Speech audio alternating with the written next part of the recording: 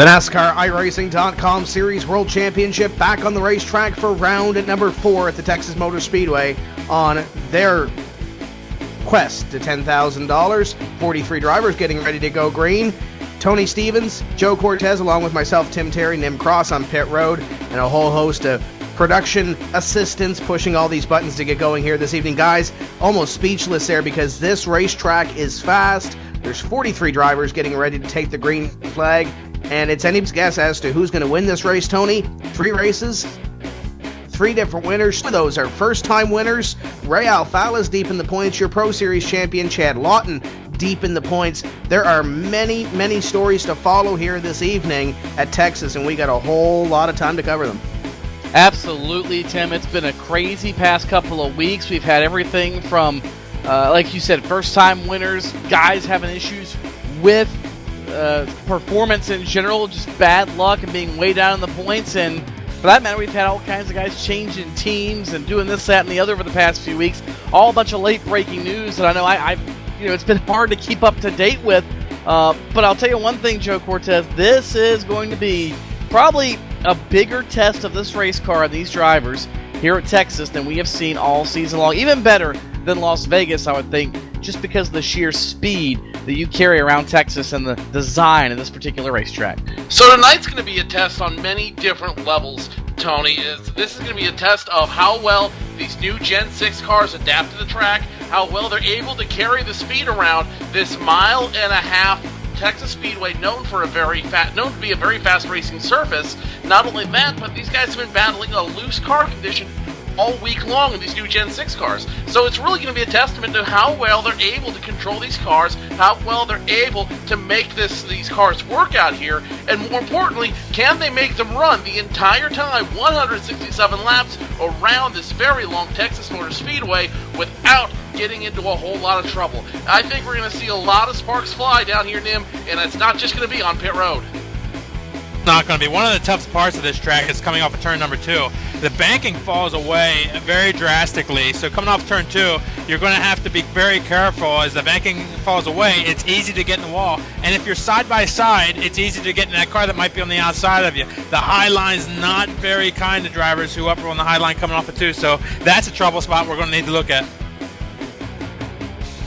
And let's look at our point standings through 3 races so far. And you look at these standings here, guys. We do have one drop week in this schedule. So you look at the top 5. And the first thing I look at is there's a little bit of a separation there between 5th and 6th. Hudson, Bennett, Lindsay, Gilliland, and Schoenberg all within 12 points. Then you have a little bit of a drop. And you might think, okay, well, you get one drop race per the season. This might not be, really in-depth looking into it right now, but if you can get those extra points now, it will be worth it, and it could pay off for $10,000 at the end of the season. You have Brandon Cattell, one of the rookies in this series, and 6, Jason Karlavich, Carson McClellan, Jake Sturgis, Matt Busa, your top 10.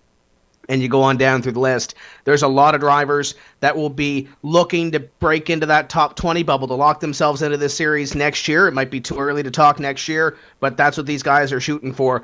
You have Kevin King just barely inside that bubble. Mike Conti, after missing Daytona and winning last week, he's in 17th in the standings. Josh Lawton just outside. John Adams missed the race last week. He's just outside in 22nd. Nick Ottinger, another former winner in this series. We have Ray Alfala, the champion, the 2-time champion of this series, sitting in 32nd in the point standings right now. Chad Lawton is sitting in 43rd, along with former pro champ Alex Warren in the 82. There's a lot of drivers that we really need to watch here this evening to not only try to get in here and have a great run, but try to boost their points and get up closer to that top 20 mark. Yeah, absolutely, Tim. I mean, this is race number 5, this is race number 4 of the season. Jumping a week ahead of myself here, but now you're almost a quarter of the way through this season. It's only an 18-race season, so once tonight is done, you're just shy of that mark, and that's not exactly a good place to be in because before you know it, you're going to be halfway through.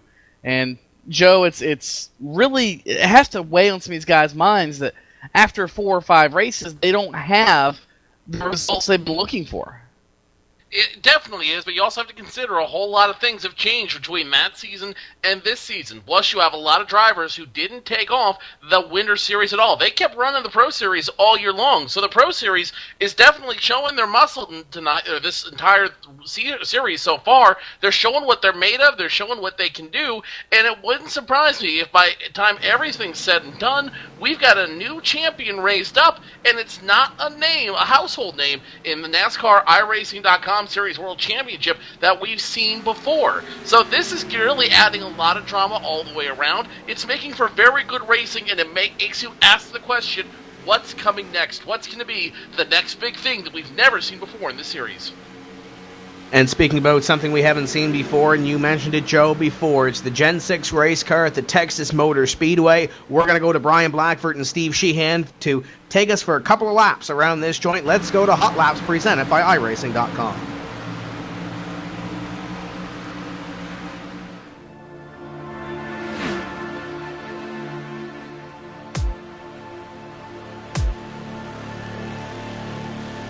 Hey guys, welcome to Hot Laps. This is Steve Sheehan. We are at Texas for 167 laps this week.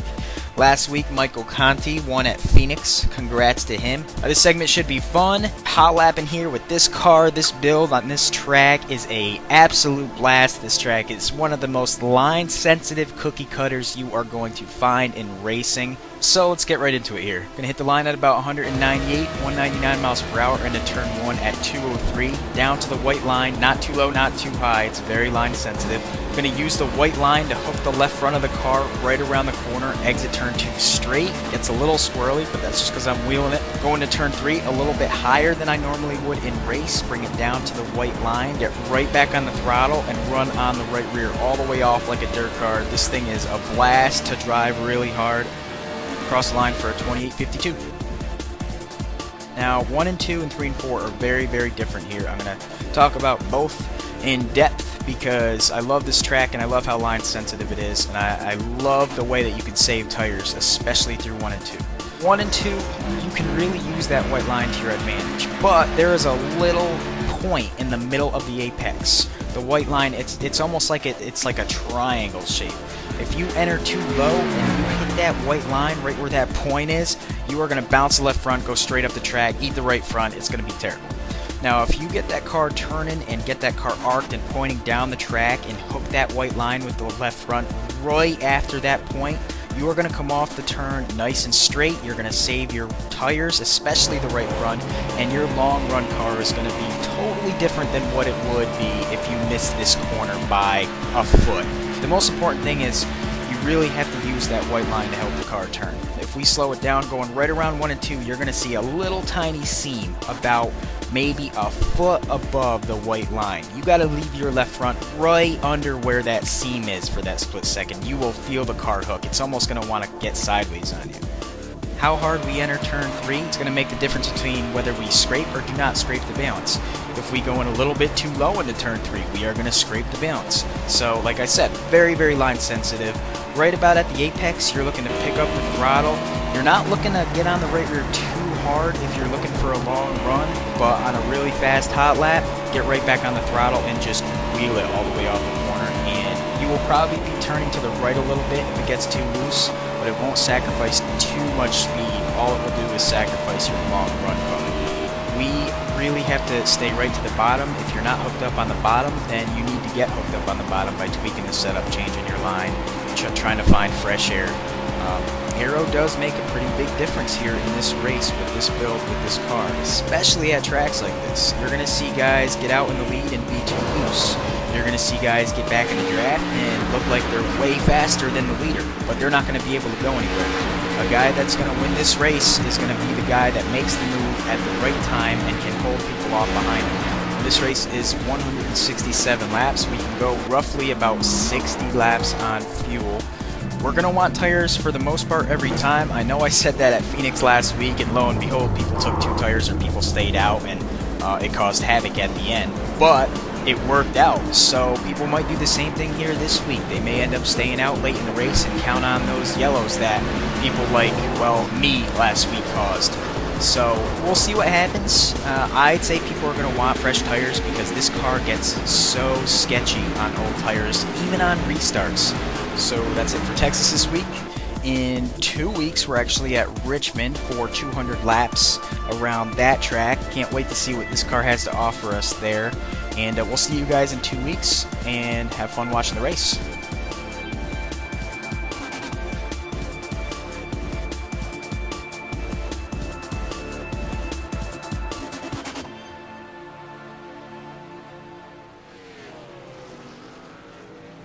So there's a few laps around the Texas Motor Speedway. We are getting ready to bring you 167 of them in just a few moments' time. When we come back, we'll set the grid for round number 4 of the NASCAR iRacing.com Series World Championship. Don't go away.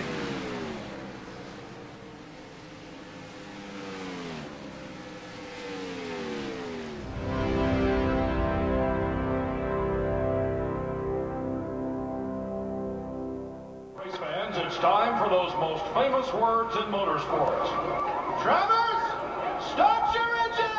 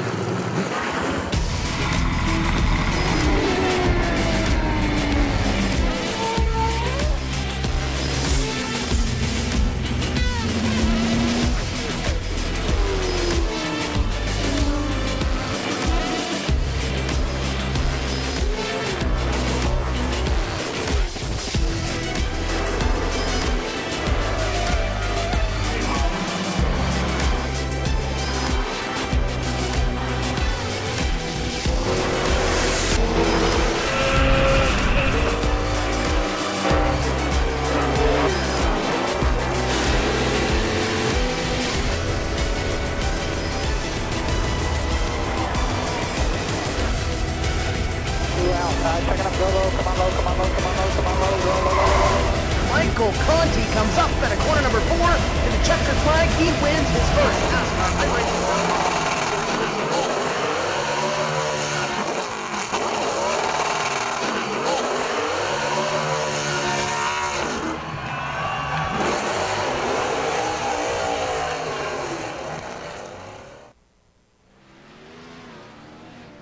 Welcome back to the Texas Motor Speedway for round number 4 of the NASCAR iRacing.com Series World Championship. Tim Terry, Tony Stevens, Nim Cross, and Joe Cortez getting ready to call all the action for you. And guys, let's get ready to introduce you to the 43 car starting grid for this evening's race at Texas. And Nick Ottinger will start our race from the pole, the Rheem Chevrolet SS. 28.135 to his outside. Winner already this season. It's the number 1 of Marcus Lindsay. Joey Brown on number 12. He'll roll third. Then it's Patrick Baldwin on the 52, starting fourth. On the inside of row number 3, it's the Razor machine of Kevin King and the 29 machine in 5th. Outside of him, Brandon Cattell in the 80 rolls off 6th. Inside row number 4, it's your champion, reigning champion, Ray Alfala in car number 2. Outside of him, Casey Malone in car number 92. And completing your top 10, it's the 34 of Matt Busa. To the outside, it's the 96. They call him the Leprechaun, guys, Rich Doucette.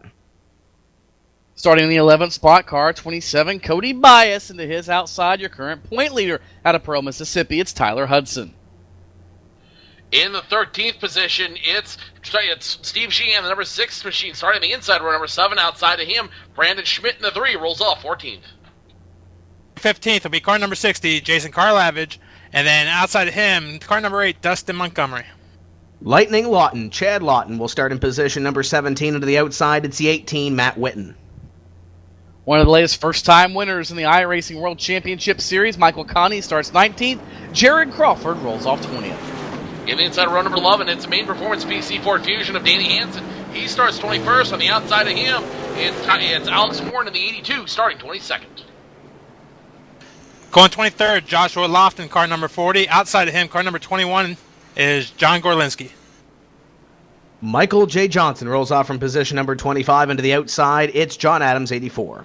Boo Boo Byron Daly starts 27th. Brian Schoenberg, 28th. In row 15, Peter Bennett starts on the inside in 69. Derek Cronin, 07, starts on the outside. 31st will be Paul Kashiba. Outside of him in 32nd, Carson Downs. Making his first start this season, Rob Ackley, 22. Carson McClellan, 24. Thomas Lewandowski rolls 35th, and it's Adam Gilliland way back in 36th. Cyril Nussbaum in the 99 starts 37. On the outside of him, Landon Harrison in the 89 starts 38. 39th will go Landon Hoffman. Outside of him, Jake Sturgis. Completing your field, it's Chris Main, Chad Coleman, Andrew Fayash III did not qualify, Alex Shambrone, Brian Blackford, Josh Berry, and Brad Davies. Davies' time was in the show. Little bit of a malfunction prevents him from getting in the race. Andrew Fayash III is the beneficiary. He will start in position number 43. The first racing Ford Mustang pace car into the infield. Ottinger in command of the field. 167 laps are green from Texas. And what a start by Nick Ottinger, the 12 of Joey Brown. He's been hot here, guys, the last couple of weeks. He is in third now, looking at the one, the Obono Gaming Cockpits number 1 of Marcus Lindsay. But quickly, Tim, he's right down to the white line. It looks like that's going to be the place everybody wants to be, as this field has gotten strung out already here in the first couple of laps. And Joe, it almost seems like everybody's committed themselves to the bottom here early just because these cars are going so fast, and that pretty much is where you have to be to make max speed around the Texas Motor Speedway on sticker tires. And then check out this number 2, that white Pierogi consulting machine with new sponsors on it. I think he wants to make a big impression on those new sponsors right away. He's already jumped from being on the outskirts of the top 10 to already in 6th in the matter of 1 lap. He's looking hard. He's looking hungry right now as he rides along the rear bumper of that number 2 machine. He's hungry. He wants to make a good showing out here tonight. And I guarantee you, if he can stay clean, he's going to be a force to be reckoned with, Tim. And that 2-car of Ray Alfala, there's been a couple of official series that have been here all week long. The A Series and the NIS Series, which is open to everybody if you want to get in on some great racing. NIS is the place to do it here on iRacing.com. But Ray Alfala has been good in those races. He's won a few races. I believe he's won something like 9 races at Texas over the week preparing for this race as he looks at Casey Malone for the position underneath the number 92 Gary Mercer trucking car. He will pick up position number 5. Tyler Hudson will follow him through as well in the 8 assigned wraps Ford. So guys, Alfala, plenty of practice. He told me earlier, this is the venue that I want to turn this season around. And he's going to have to, Tim. That's just what was going through my mind, knowing that he did very well at Las Vegas, had a shot to win at the other mile and a half that we visited earlier this year. But you know, he has just had some of the most horrible luck. I mean, Phoenix was very unkind to him, although he had one heck of a landing in the pit lane. I don't really think it was what he had in mind. Daytona was not his cup of tea either. And, you know, while the mile and a halfs are a larger portion of the schedule, I really don't know that his program is quite maybe where it needs to be at the moment to overcome that bad luck. But, Joe, if anybody can do it, it's a guy that has won 2 of these championships consecutively, and you know he might still pull it out. I mean, we are early in the season. Patrick Baldwin in 52 machine moves from 8th to 7th. Then it's Dustin Montgomery in the number 8 machine, wants to get around that the machine in front of him. That's going to be the 92 machine of Casey Malone. The 8th looking, he wants it. Is he going to get it this time by? Yes, he is. And then there's a 34 behind him. That's Matt Busa. Also wants to pick up his position. So Casey Malone not having the start he was hoping for, as he's already dropped in the grid from a good start in 8th, now on the outskirts of the top 10. And you look at the number 34 there of Matt Busa. Looking back there at the 92 of Casey Malone, we talked about off the top of the show, guys, of some teams switching, and it's a developing story. Just developed a couple of days. Virtual Performance Racing has virtually disbanded here a little bit, and a couple of those drivers have moved away from Virtual Performance Racing, and Casey Malone being one of them. They have an alliance, or working with an alliance with another team. The 2 drivers, though, Tony, that did not go in that move that are in this series, Adam Gilliland, your Daytona winner, and Alex Warren, your pro champion from 2 seasons ago. And it looks like, from what I saw earlier, they're working with MCR and a little satellite alliance to try to get something for this race this evening. So Casey Malone and a couple of other drivers there working with themselves and possibly trying to get some alliances. As you see Jason Karlavich work on his teammate Rich Doucette, and Rich Doucette being passed now by his other teammate Chad Lawton. Here comes Mike Conti, and here comes Rich's other teammate Jarrett Crawford. So I guess he's going to pick up a couple of spots there and give a couple to his teammate. Here comes the 20 at Danny Hansen. There's a lot of J-Show Racing teammates there. Some Wheelman Incorporated team drivers there as well. Oh, we have one driver come back in the way. That's Steve Sheehan. And I know, Nim, you can bring this in a little bit. What we just saw there, a little bit of a connection issue between the server and the computer of the 6. Yeah, I've actually been watching the connection problems with Steve Sheehan. What can happen is that he might have an internet hop between the server and where his home is, and there might be something going on there. But I've been watching his latency; it's been up a little bit, and he blinked out a little bit there. Came back inside that car a little bit, but the net code that they call it here at iRacing worked perfectly, and everybody was able to pull away fun.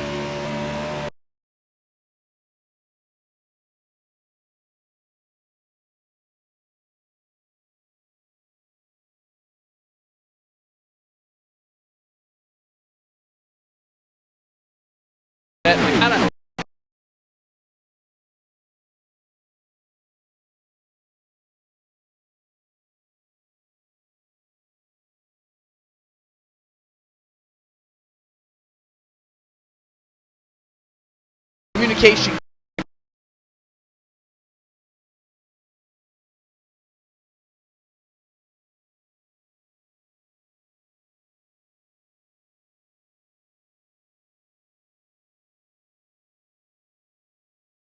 Didn't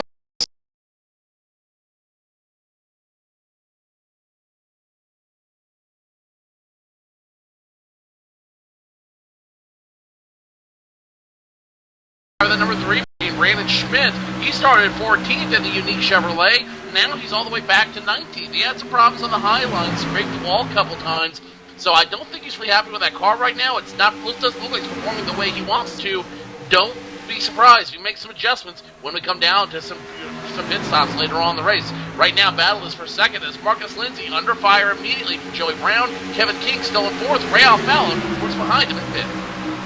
And Joey Brown is a driver that 2 weeks ago, guys, was on it. He was quick at Phoenix. He's been quick all the races this season, for that matter, but got into a little bit of trouble last week, caused a couple of incidents. Each incident in this series is reviewed by the iRacing officials. If he can string a race together and get to the end, Joey Brown might be one of those first-time winners we talk about before we close out this season.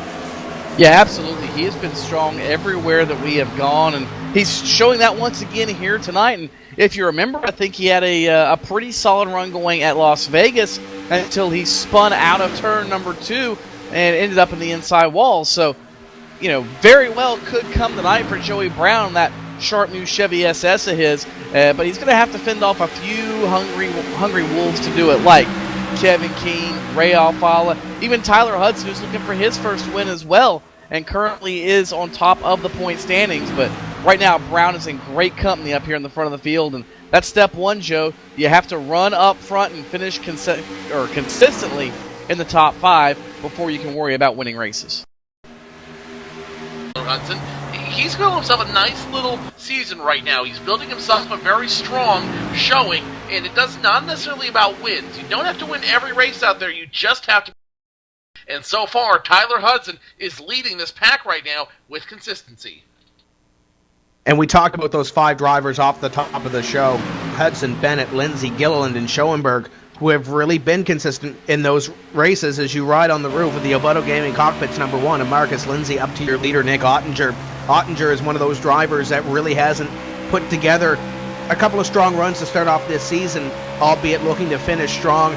Former winner in this series. He's looking to put something up on the board here at Texas. And Tony, he likes these 1.5-mile racetracks. He's Charlotte before. He was really strong in the pro. So Nick Ottinger looking to put something together. He likes these 1.5-mile races. The night to start. Very well could. I mean, let's face it. Weekend for Turner's picked up the first for them in the NASCAR campaign.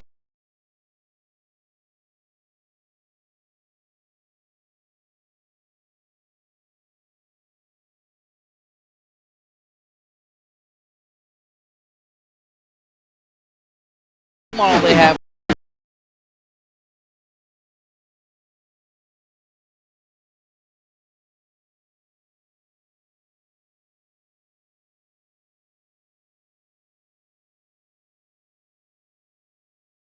here in the past.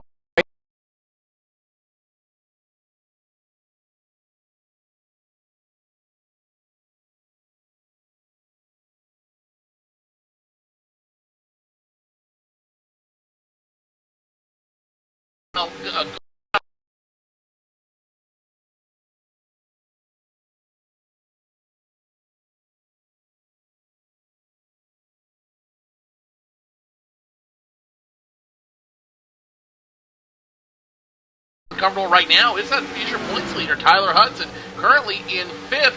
As you see him now pull up the 29 machine of Kevin King, he's getting a little loose out there. Look, he's almost getting sideways coming through turns 3 and 4 right now on the front stretch. Let's run the roof real quick, and you can see exactly what I'm talking about here. Going into 1 and 2, he looks like he's just starting to wiggle just enough to make him uncomfortable in that machine.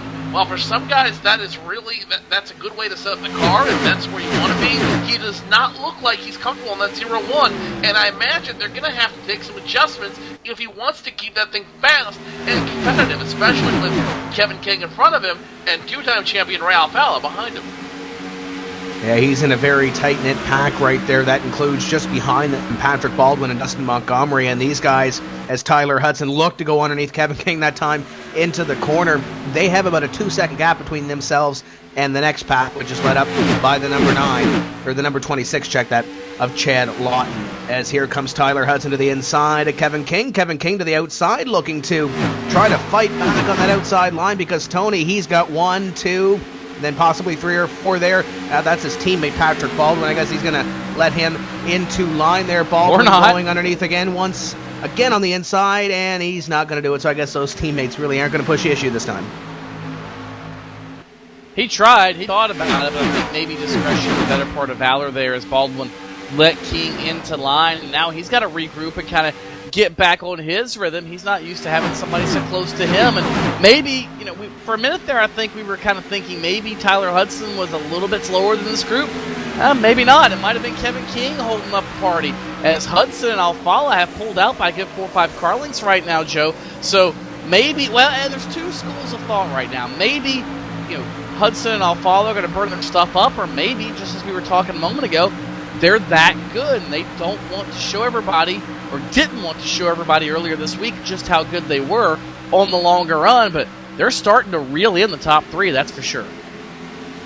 Live coverage of the NASCAR iRacing.com Series World Championship continues on PSR TV and MotorRacingNetwork.com, the voice of NASCAR. If you're just joining us, you haven't missed a whole lot. Nick Ottinger leading all 32 laps so far tonight. Marcus Lindsay holding firm in second. Joey Brown in third. And then that's where the drama starts to shake up a little bit. Tyler Hudson picks up position only 2 laps ago on Kevin King. He's now up to 4th. Ray Alfala this holds steady in 5th. Kevin King, who was holding on that 4th place position so long, is now in 6th. Patrick Baldwin, Dustin Montgomery, Chad Lawton, and Michael Conti all rounding out your top 10 out here. And Tony, I think Tony hit on it right just a moment ago there, Tim. I think everybody's holding their cards close right now because it is such a long race. We're only on lap 33 of 167. I think a lot of these guys aren't going to really show what they're holding and what these cars are capable of until we cycle through a couple pit stops, get some adjustments done on these cars, and then we're really going to see some battles start to heat up.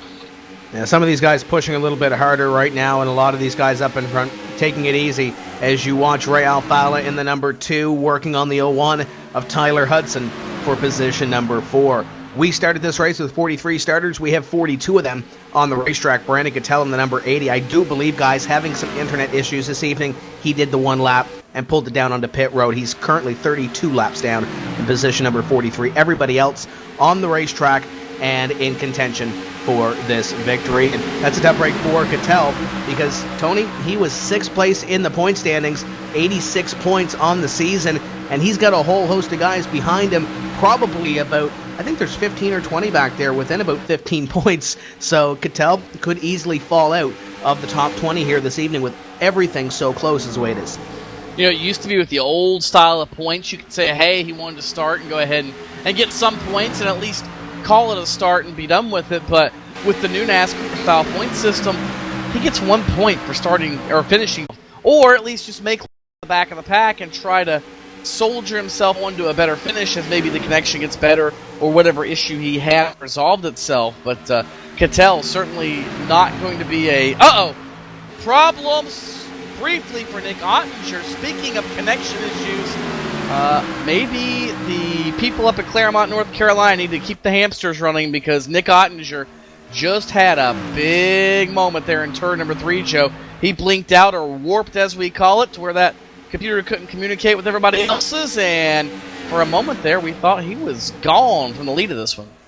The good news for Nick Ottinger is he's over a half-second lead over Marcus Lindsay and company. So even if he held his speed, if he was able to hold his line, he was able to stay in. As you saw right there, he just dropped right back into place, and they went back to green flag racing. The bad news is this could spell some doom for him a little bit later on. If he blinks out again, if he blinks out in traffic, it might not end the way he anticipates it or really wants to. And if anybody needs to hold on right now and keep getting up front, it's Nick Ottinger. He's currently scored 23rd in points despite picking up 15 last week. You know he wants to jump out front and really make a splash in this series.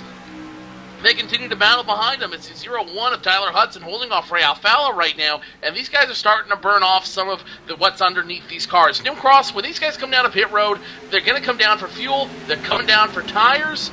What else are they going to be doing as we ride along with the bumper of Tyler Hudson, who just gave up position to Ray Alfalla? Yeah, Tyler's going to be looking to add some wedge to that car to help his condition coming off of corner number 2. Some of the drivers might be a little bit tight right now. Some of them might be a little bit loose. They'll add wedge or change tire pressure to adjust for those conditions and try to make a better run in the second stint of the session. They're going to have to go 56 laps if they want to make this a 2 pit stop race. So the number they're looking for is lap number 56. And it might be a little bit of a stretch on fuel to make it there, but I think a lot of these guys should be able to do that. And we're only 16 laps away from that point right now as you ride on board with Tyler Hudson and the Ada Sign Wraps Ford Fusion as we hit lap number 40 complete here. So we have 16 laps to go until that magic number that Nim said to make it on 2 stops. We'll see if anybody decides to come down a little bit early and possibly abandon that strategy. As Rob Ackley, as I say that, Ackley on pit road. Nim, what are you seeing down there? Yeah, Rob's coming down pit road. Obviously not happy with the handling of that car, and also possibly get some new tires on that car just to go a little faster. But he's obviously losing a lot of time out there on the track, which is making him go for this early pit stop. Yeah, tough break for Rob Ackley in his very first race of the season. That's part of the uphill battle you encounter in this series, Joe, especially with a new race car, and you don't get a lot of track time with it with the same group. You might think you're fast, but once you get in with these guys, you realize you've still got a whole bunch of work to do. They've had 3 races to figure it out, and just making your first race in race number 4 puts you way behind the 8 ball. And it almost looks like that maybe Ackley it's either making some sort of damage repair or is calling it a night, because that car is still not moving off the pit lane, and he's being scored 3 laps in arrears. Yeah, Rob got in the wall on lap number 39 coming out of corner number 4. He got into the wall. Heavy right side damage on that car out through the kink. Got in the wall on the second part of the straightaway again very heavily, and that's done a lot of damage to that car.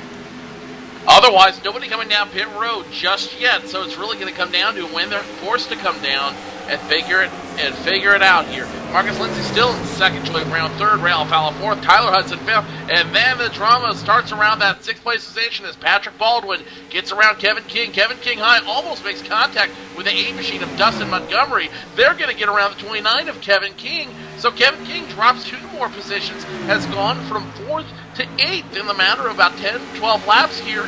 Is there something wrong with the number 29 machine we don't know about? Or is he just unhappy with how the car's performing right now? He might be battling that loose condition we were talking about earlier in the race.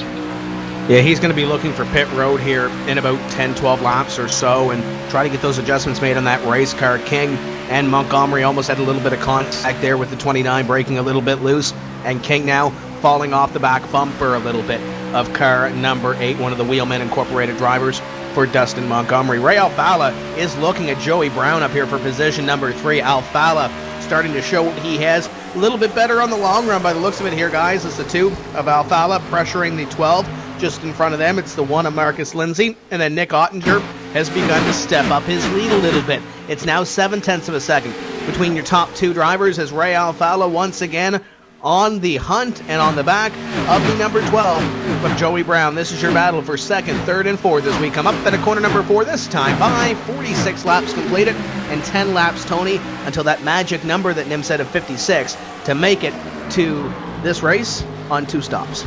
And that averages out to about 83 1/3 miles on a tank to be able to do it on 2 stops. Very doable, although you're going to be slipping and sliding around just a little bit by the time everything is said and done at the end of 56 laps. And, you know, that's something I think some of these guys are going to have to look at. You see Lindsey bobble just a little bit there as Brown peeked to his inside. Now it looks like Brown going to go for that runner-up spot. Lindsey going to try to fit back in the hole, but no. Ray Alfala is going to fill it up, and he is going to slide right in there in the 3rd spot. So Alfala now moves that forward up to 3rd. Tyler Hudson looking to take advantage as well.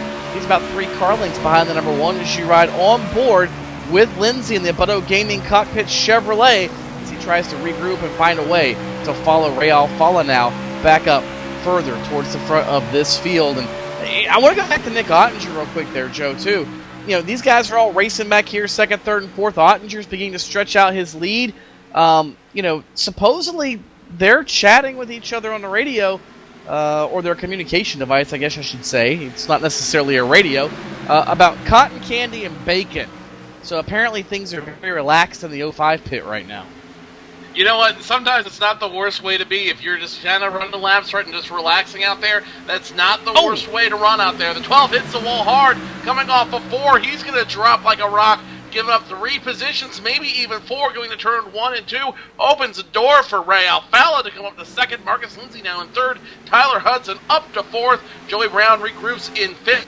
But Patrick Baldwin is hungry like the wolf. He wants to get around, and he wants to try to get into the top 5 for the first time tonight. Joey Brown has to find a way to regroup after hitting the wall coming off 4. I guarantee you he will not knowingly make that mistake again. The first part of that regroup was to throw that block on the 52 to really stop the bleeding and not lose any more spots, because the 52 was hungry, and I'm sure the 8 would have been licking his chops to get up past the 12. Now to rebuild, the 12's got to set his sights in the 01, the 1, and the 2 in front of him, those 3 positions that he lost, and he flirted with the wall again, coming off corner number 2. That time by the 52 is going to flirt with his back bumper as he battles with the 12 for position number 5 right now. We come across the stripe this time, lap number 51 of 167 in the books here at Texas. Nick Ottinger continues to lead, and we still have 39 of our 43 starters on the lead lap. John Adams is now on pit road. It looks like Adam Gilliland has completed his stop. Nim Cross, the 84 team, is down taking 4.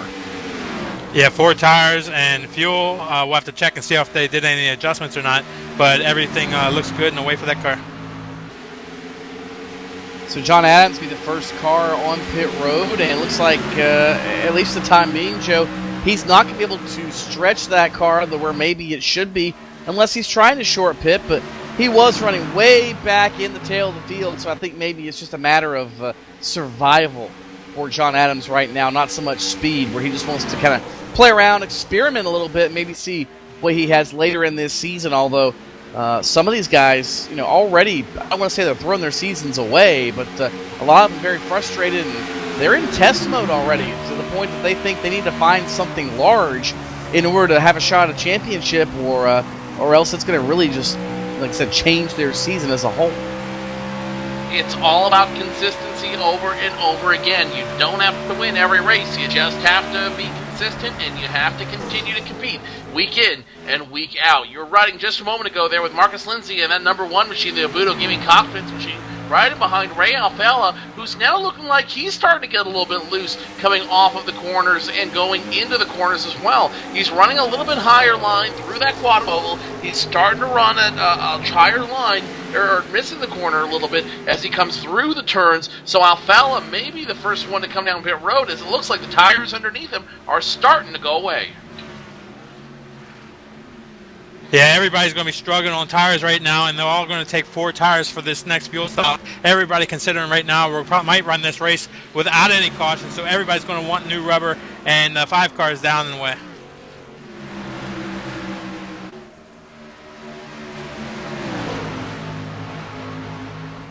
Big trouble off turn number 4. Josh Lawton is in it, and a number of others catch a piece of it as well. Here still in the grass is Brandon Schmidt tracking sideways, and somehow, Tim Terra, we are still green, but major incident here as guys trying to come on pit road for the first stop of the night. And here 24 comes your sec- leader, Nick Ottinger, on pit road here, guys. Your leader being leading down the number 1 car of Marcus Lindsay, and it looks like Ray Alfala will stay out on the racetrack and get his extra bonus point. Nim, what's the leader going to do here on pit road? The leader's definitely going to take 4 tires and fuel. He's got the biggest advantage out of all the cars right now. Everybody's on pit road.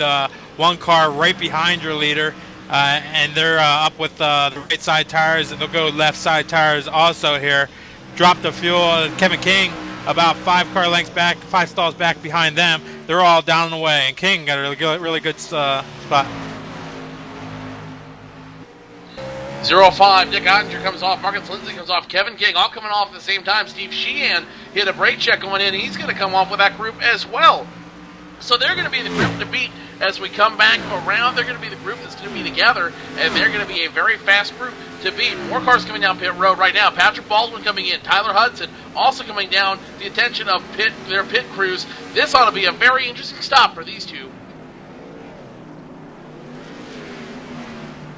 As these guys come down onto pit road, the 12 of Joey Brown missed his entry to pit road, so he's going to have to come back down. That's going to kill him. The 01 of Hudson into his box, and it looks like these guys will do 4 tires. Patrick Baldwin is in as well. Ray Alfala now at the end of pit road. He is going to come down to the attention of his crew. The Pro Geek Consulting Ford Fusion down, as Joey Brown is also going to come down. And Tony, I don't think he's going to miss pit road this time. No, I think he'll probably back off because his night has gone from great to not so great to bad to worse. And I think Joey Brown at this point is just a matter of survival for him as well. Maybe hoping for the first caution flag of the night to try to get some sort of something going back the right direction with his group. As you mentioned, Alfala is in. Looks like routine service on that Pro Geek Consulting Ford. Also with iRacing Brazil on the side of that machine this week. Right sides are complete. Now the lefts, and he and Brown will kind of have to drive through each other. One of the lucky features of iRacing here, because we're not all professionals to have somebody telling us when somebody's coming up and down pit road like the big boys do. So we have to kind of wing it just a little bit with some of the coding. So that is the reason why. And Joe, look at this. What is that? 2-3 laps difference between Ray Alfala and Nick Ottinger on tires. And look, between the tire difference and the entry-exit difference, how much ground Ray Alfala lost. A lot of ground he lost during that round of pit stops. Coming down pit road last time by, he will lose a little bit of position right now, being scored 2.3 seconds behind Nick Ottinger and company. 0-5 now. Looks like he's having some troubles out there. Let's follow along with Nick Ottinger as he continues to run. Looks like a little damage on the 0-5 machine. Not sure where that came from, but that can't help his cause. And his height, he was over a second and a half. He was a Walmart away from the rest of the field. With a little bit of damage in that car, that could hurt his chances. 2 car of Ray Alfala underneath the 29 of Kevin King. He will pick up position number 3. Dustin Montgomery will dispatch Kevin King to position number 5 as he moves up into 4th. And you looked at that gap that he had, Tony, and you mentioned it. He not only lost this time on the racetrack, he lost positions as well. He just made up 2 positions there, and now he's going to have to chase down Marcus Lindsay from about a second and a half back if he wants position number 2 back. So Ray Alfala, one of those rare mistakes we see out of the 2-time and defending series champion. He gained 0.3 of a second that last time by. He's going to have to really get on it if he wants to catch up to Marcus Lindsay and Nick Ottinger in front of this field. This time by 63 laps completed for the Rheem Chevrolet. And I don't know if it was a mistake so much, Tim, as maybe it was a miscalculation in strategy. Everything went according to plan, I think, for Ray. It was just one of those deals of he stuck to his plan, and now he sees it didn't really work out. So he might have to adjust that for later in the race, whether that's short pitting, whether that's pitting the same time the leaders do, or whatever. He might adjust that, but I think maybe he stuck with his plan, and now I realize is maybe if there is an error in that, or maybe it's exactly what he wanted. Maybe he wanted to have 2 or 3 lap pressure tires on the guys in front of him. We really don't know yet, Joe, what Ray had in mind, but I got a feeling we could call it a mistake from up here, but I have a feeling that Alfala isn't looking at it as such yet.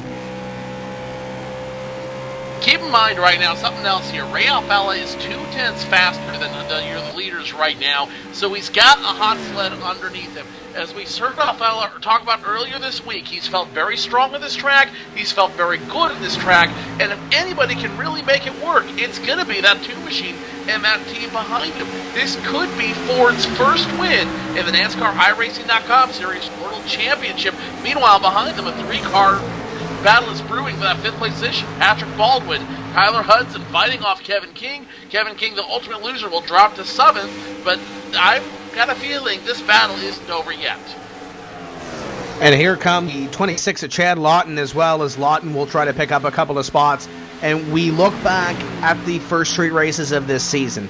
There's 2 drivers that really stick out to me as drivers that have really fallen off the apple cart, per se, in the first 3 races. We talked about Ray Alfala's struggles, and we talk about Chad Lawton's struggles. Chad Lawton, 43rd in the points standings after coming off in that Pro Series, winning the championship, and we thought, hey, Chad's going to be a contender this season when we hit the NASCAR iRacing.com Series World Championship. He still is going to be a contender, Tony. I'm sure he's going to win a race or 2 before this season is over, but that championship is far in the mind right now of Chad Lawton.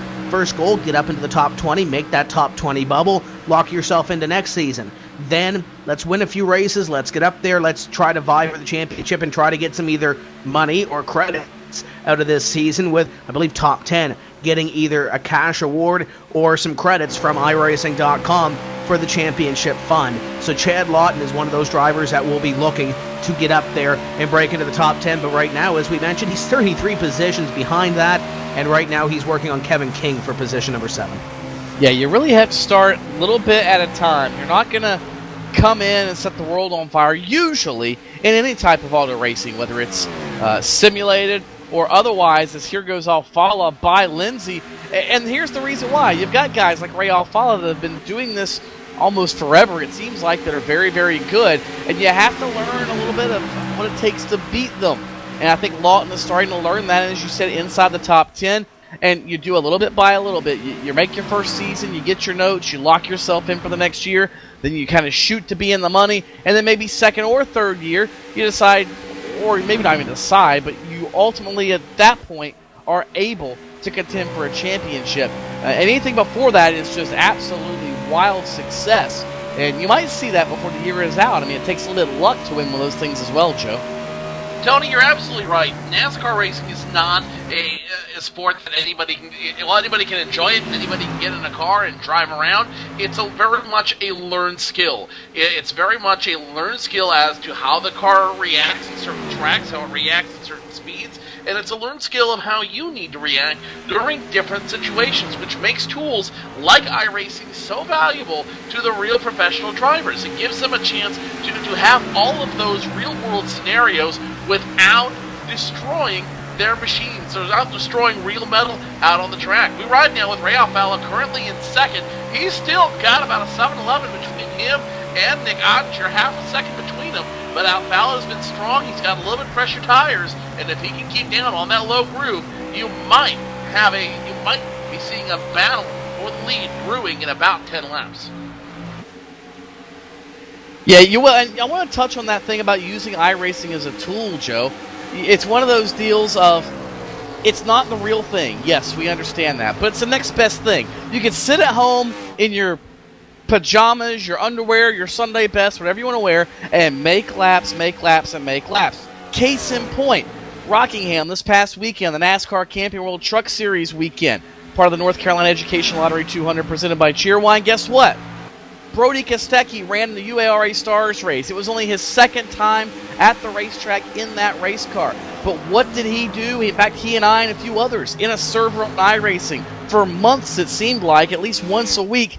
What did we do? We ran laps at Rockingham in a late model and ran laps and ran laps and ran laps. Well, guess what? Brody Kostecki ran to Rockingham, and he beat guys like Ty Dillon and Bubba Wallace Jr. and Clay Rogers for his first UARA win. A lot of that due in part, Tim, to some of the skills he picked up on iRacing just by learning the racetrack and knowing what to expect time after time after time, to where it became second nature to him.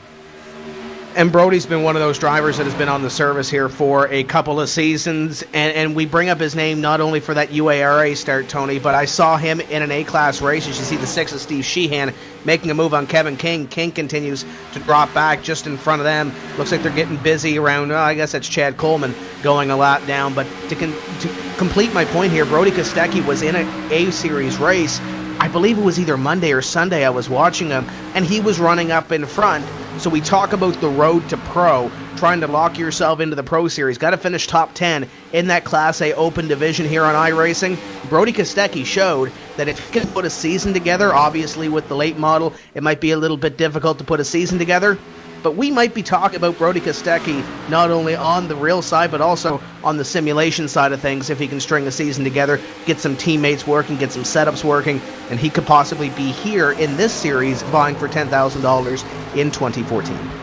And it could be him, it could be anybody, Tim. That's one of the beautiful things about iRacing. Whether you've got a bazillion-dollar budget behind you or $20 budget behind you, you can, with perseverance, attitude, and just downright stick-to-itiveness, as a lot of people like to say, you can make it to the iRacing.com Series World Championship, the only virtual sanctioned division of NASCAR. So it's really a great thing that iRacing has put together here. And as we said, Joe, anybody, anywhere in the country, literally, you can sit at home and race a literally NASCAR sanctioned race and win big money for the championship.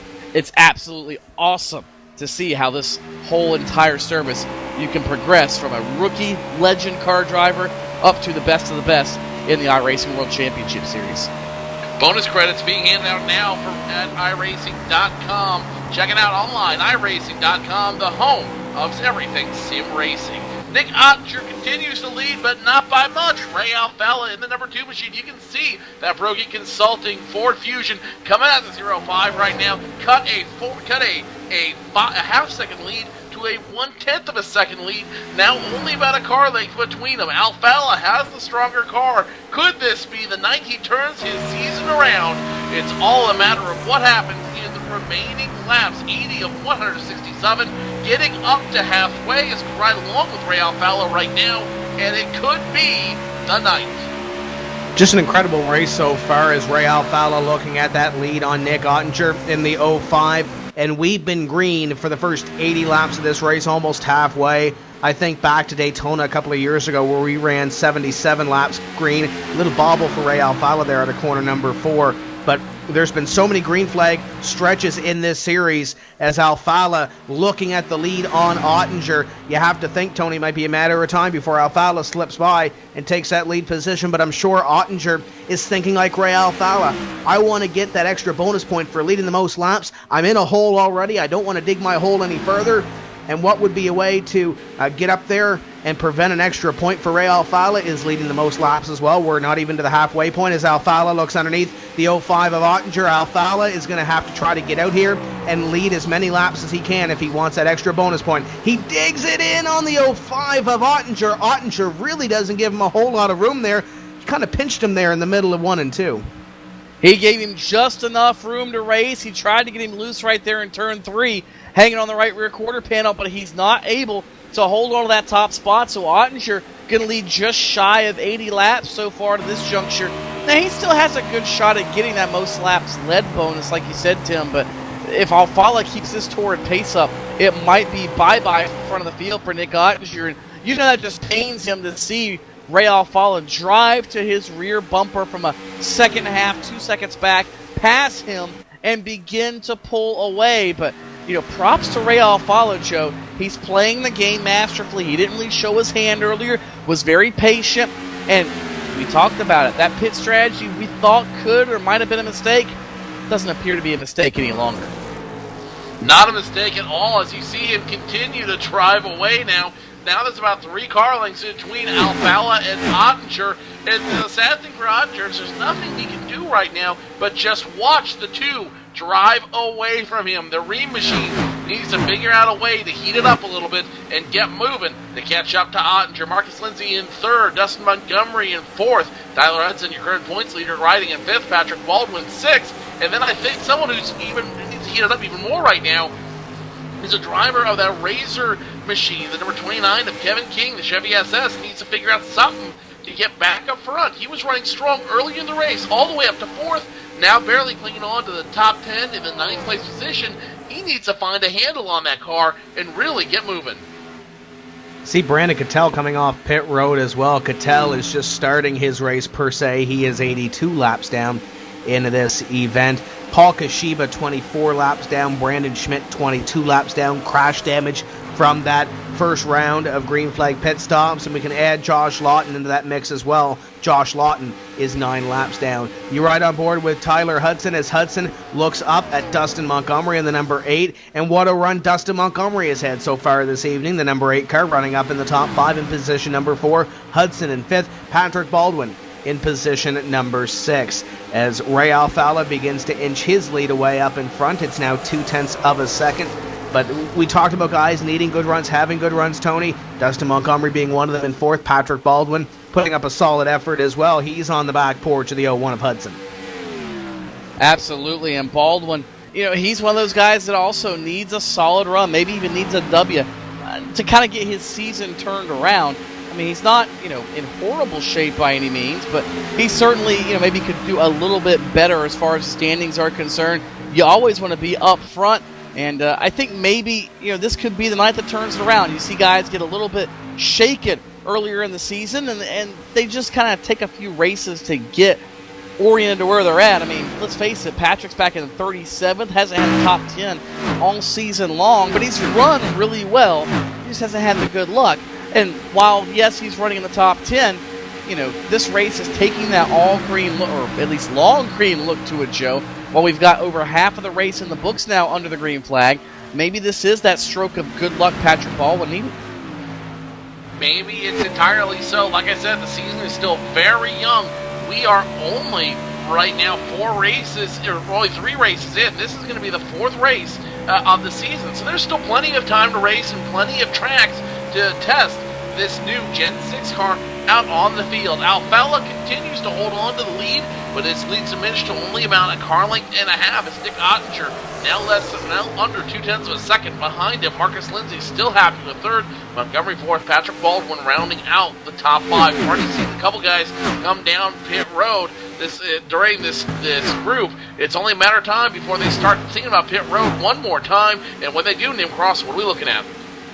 Well, definitely 4 tires and fuel again. Ray definitely has the advantage.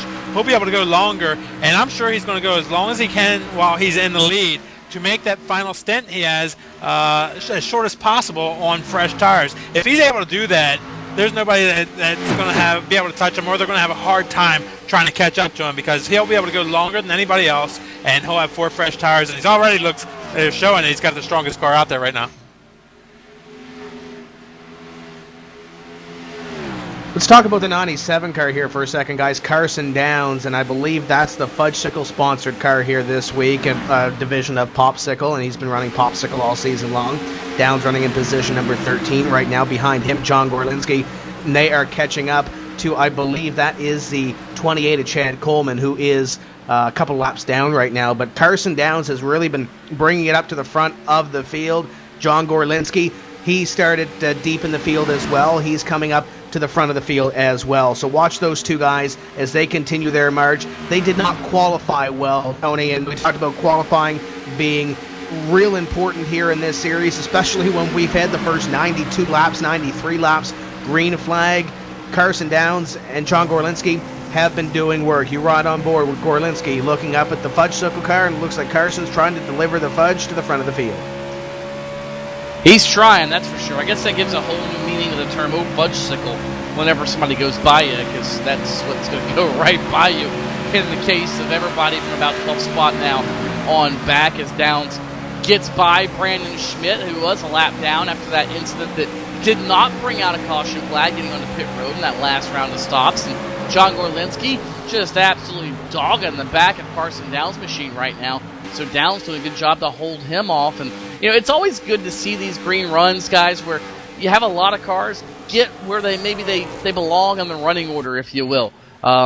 Sometimes you get these runs where the caution flags fall, and it's hard to pass, guys. It's hard to get your car where you want it. And right now, I think a lot of guys are able to get their cars right where they wanted them. Unfortunately for somebody like Brandon Cattell, who's 83 laps down, He just got back on the racetrack finally after his electrical issues, and his night's going to be very long. So good and bad news both for Brandon Cattell fans.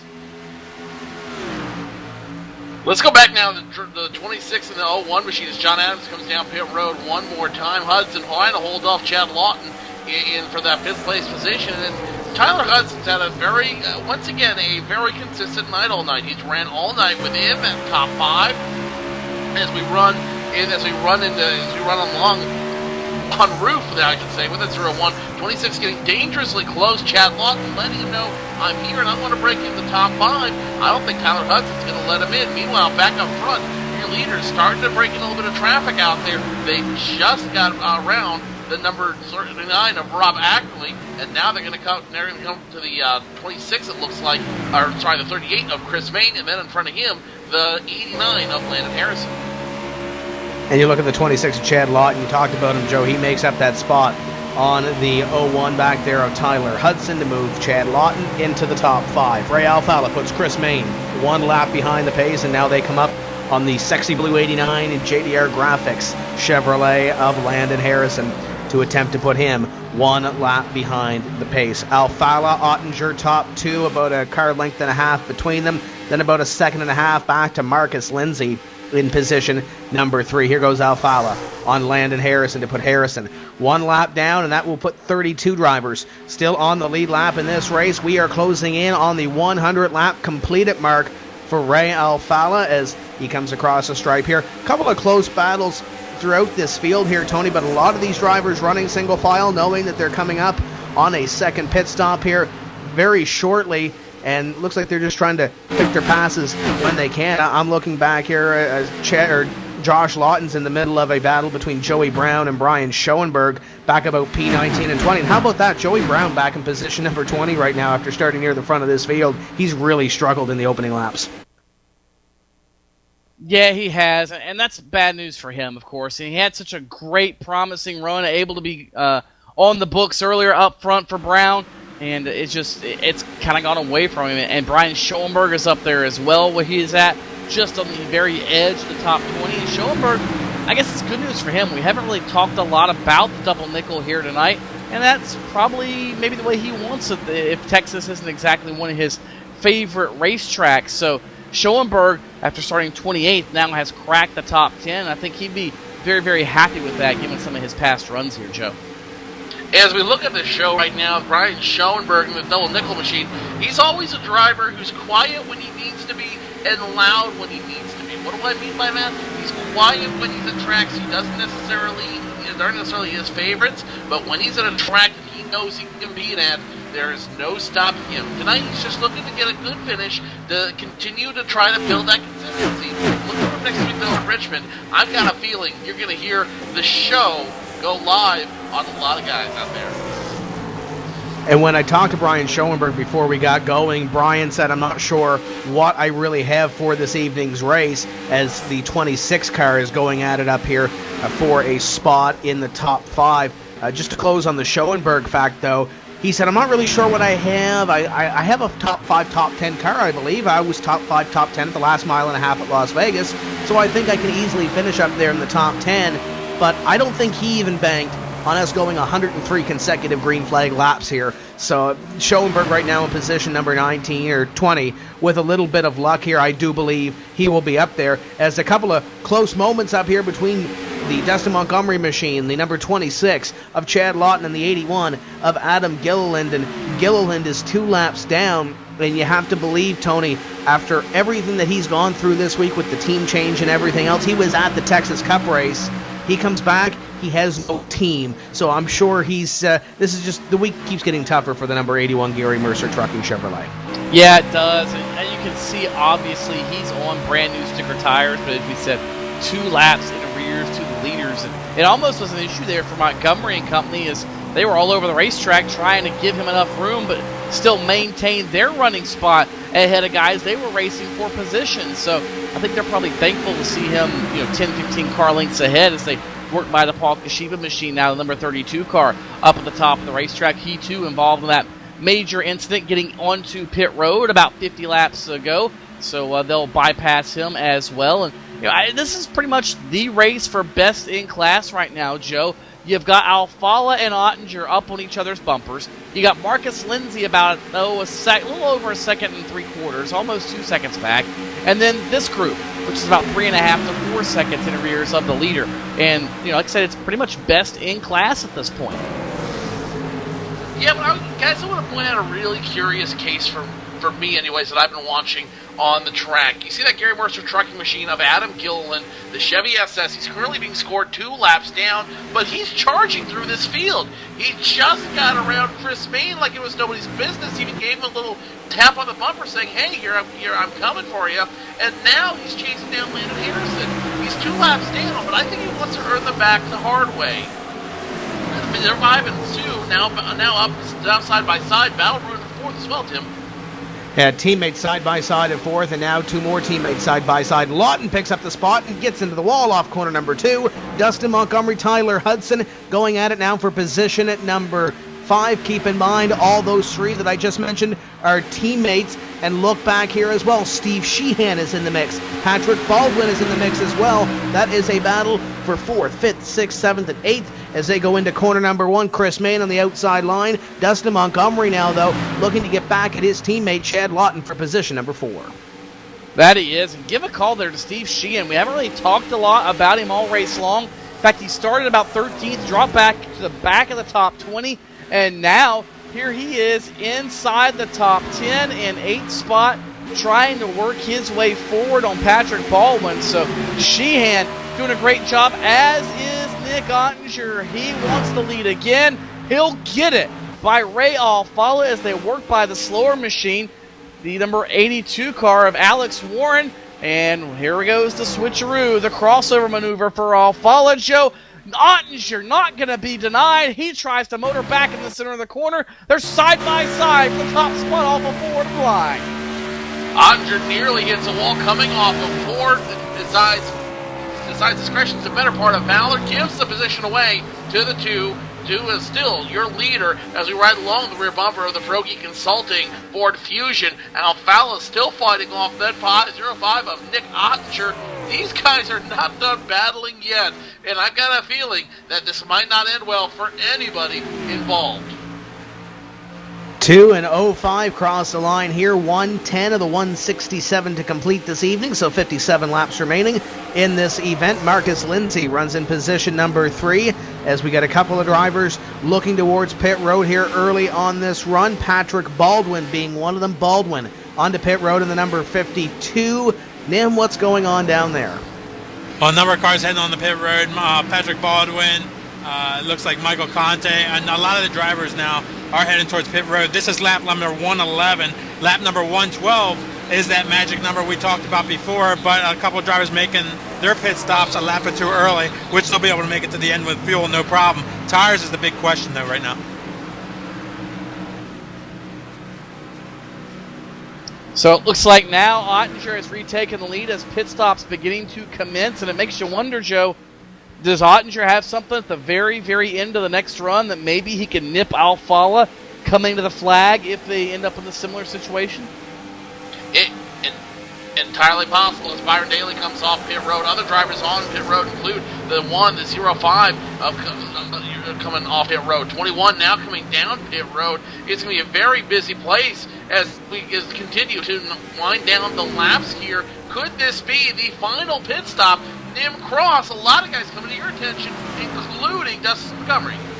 Yeah, Dustin Montgomery's at the right side up right now. He'll go with the left side tires also for 4 tires and fuel. He'll be good to go in the way, and he's head down pit road.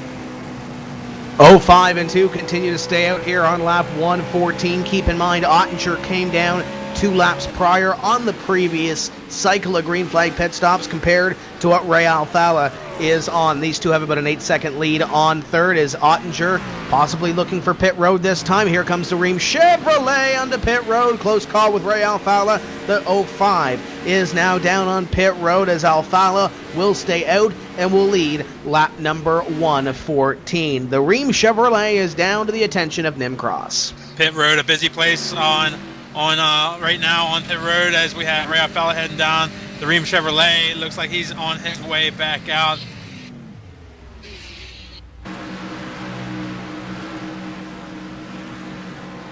right side tires up on the 05 car, as he'll go 4 tires and fuel. Kevin King car into the pits, a number of cars heading back out. So service complete on the number 05 machine of Nick Ottinger. He will pull down and away. The question is going to be now, how will this guy, Ray Alfala, fare in this round of pit stops, and where will his strategy allow him to end up this time around? Once more, he's not coming to pit road this time around the speedway.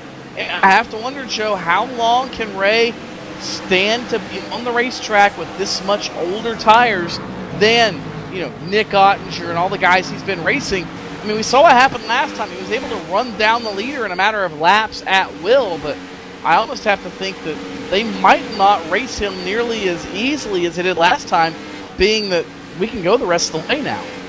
We can go the rest of the way, and one guy who's going to take advantage of that is Ray Alfala. He made his 3 laps over Nick Ottinger. Now he's going to come down the attention of his crew. 4 tires, full tank of fuel, Nimcross. And are you hearing anything about adjustments to that number 2 machine? No adjustments on that car right now. He's pretty strong. At least they're not telling me about any adjustments as he heads down pit road, pulls into his stall. The 12 car, Brown, also on pit road. He takes 4 tires and fuel. Ray's car now in the right side up in the air. Left side will go up here in a second. He'll get 4 tires and fuel, and he'll be on his way. Jake Sturgis stays out on the racetrack. Sturgis not leading that last lap, but the NX number 41 is your leader right now. Peter Bennett last time by was scored in position number 3. He'll move up to second as he is still on the racetrack as well. So Sturgis and Bennett, the only 2 drivers not to pit on this cycle, but they should be in momentarily. 41 will stay out and get that bonus point. Peter Bennett will come on to pit road. And Tony Peter Bennett, second in points coming into this evening. I'm sure he wanted Sturgis to pit to get that 1 bonus point. Yeah, I think he did, but it just isn't quite going to work out for him, as it looks like, speaking of bonus points, that Nick Ottinger will probably be in line to inherit that extra bonus point once everything's tabulated at the end of this race, because Ray Alfala is nowhere near him right now. In fact, Joe, he's almost 5 seconds in arrears, and once we cycle through, he should be scored in the 7th spot. That's a lot of time to make up in about 48 laps or so. Jake Sturgis overshoots his stall, and that's going to cost him some time out there, but he did pick up the bonus point for leading him. Every little point helps.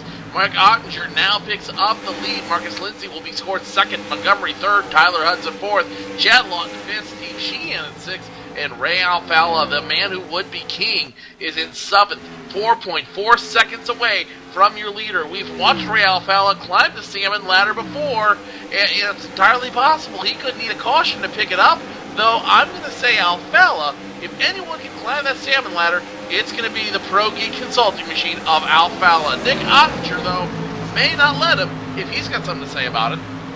The 2 car has a trio of teammates in front of him. The 01 of Tyler Hudson as he moves underneath the 8 of Sign Wraps Ford. He's got Chad Lawton in front of him, and then he has the 8 of Dustin Montgomery. What a great run. We mentioned it so far for the 8 car of Montgomery. Montgomery in 3rd, and he's got Alfala 2 cars behind him, his teammate of Chad Lawton there as well. And we talked off the top of the show, guys, 2 drivers that really need to move here in race number 4 are now side by side. Ray Alfala on the outside line, Chad Lawton on the inside line. Hold it down there, Chad, as they go side by side down the back straightaway. Little wiggle from the number 26 car. And those 2 cars, Tony, sponsored by Gary Mercer Trucking. Gary Mercer Trucking now on board the number 2 car of Ray Alfala. He comes up at a corner number 4. He will be in position number 4 as the 01 and 26 have a moment behind him. Hudson nearly went sliding through the grass. We thought maybe Alfala couldn't catch Nick Ottinger, but I think maybe Alfala is this good on sticker tires and he just kind of levels off later in the run, that maybe this works out really well for him. And then he still has something left for Ottinger at the very tail end of the run, but he has to keep rolling. We're down to 44 laps to the checkered flag when he crosses the line this time. And if he gets by Montgomery, he'll be up to 3rd. Although, according to the stopwatch, he's still about a 10th of a lap faster than Nick Ottinger. And at this rate, Joe, he will catch that Ream machine. Question is, can he keep this pace up, number 1?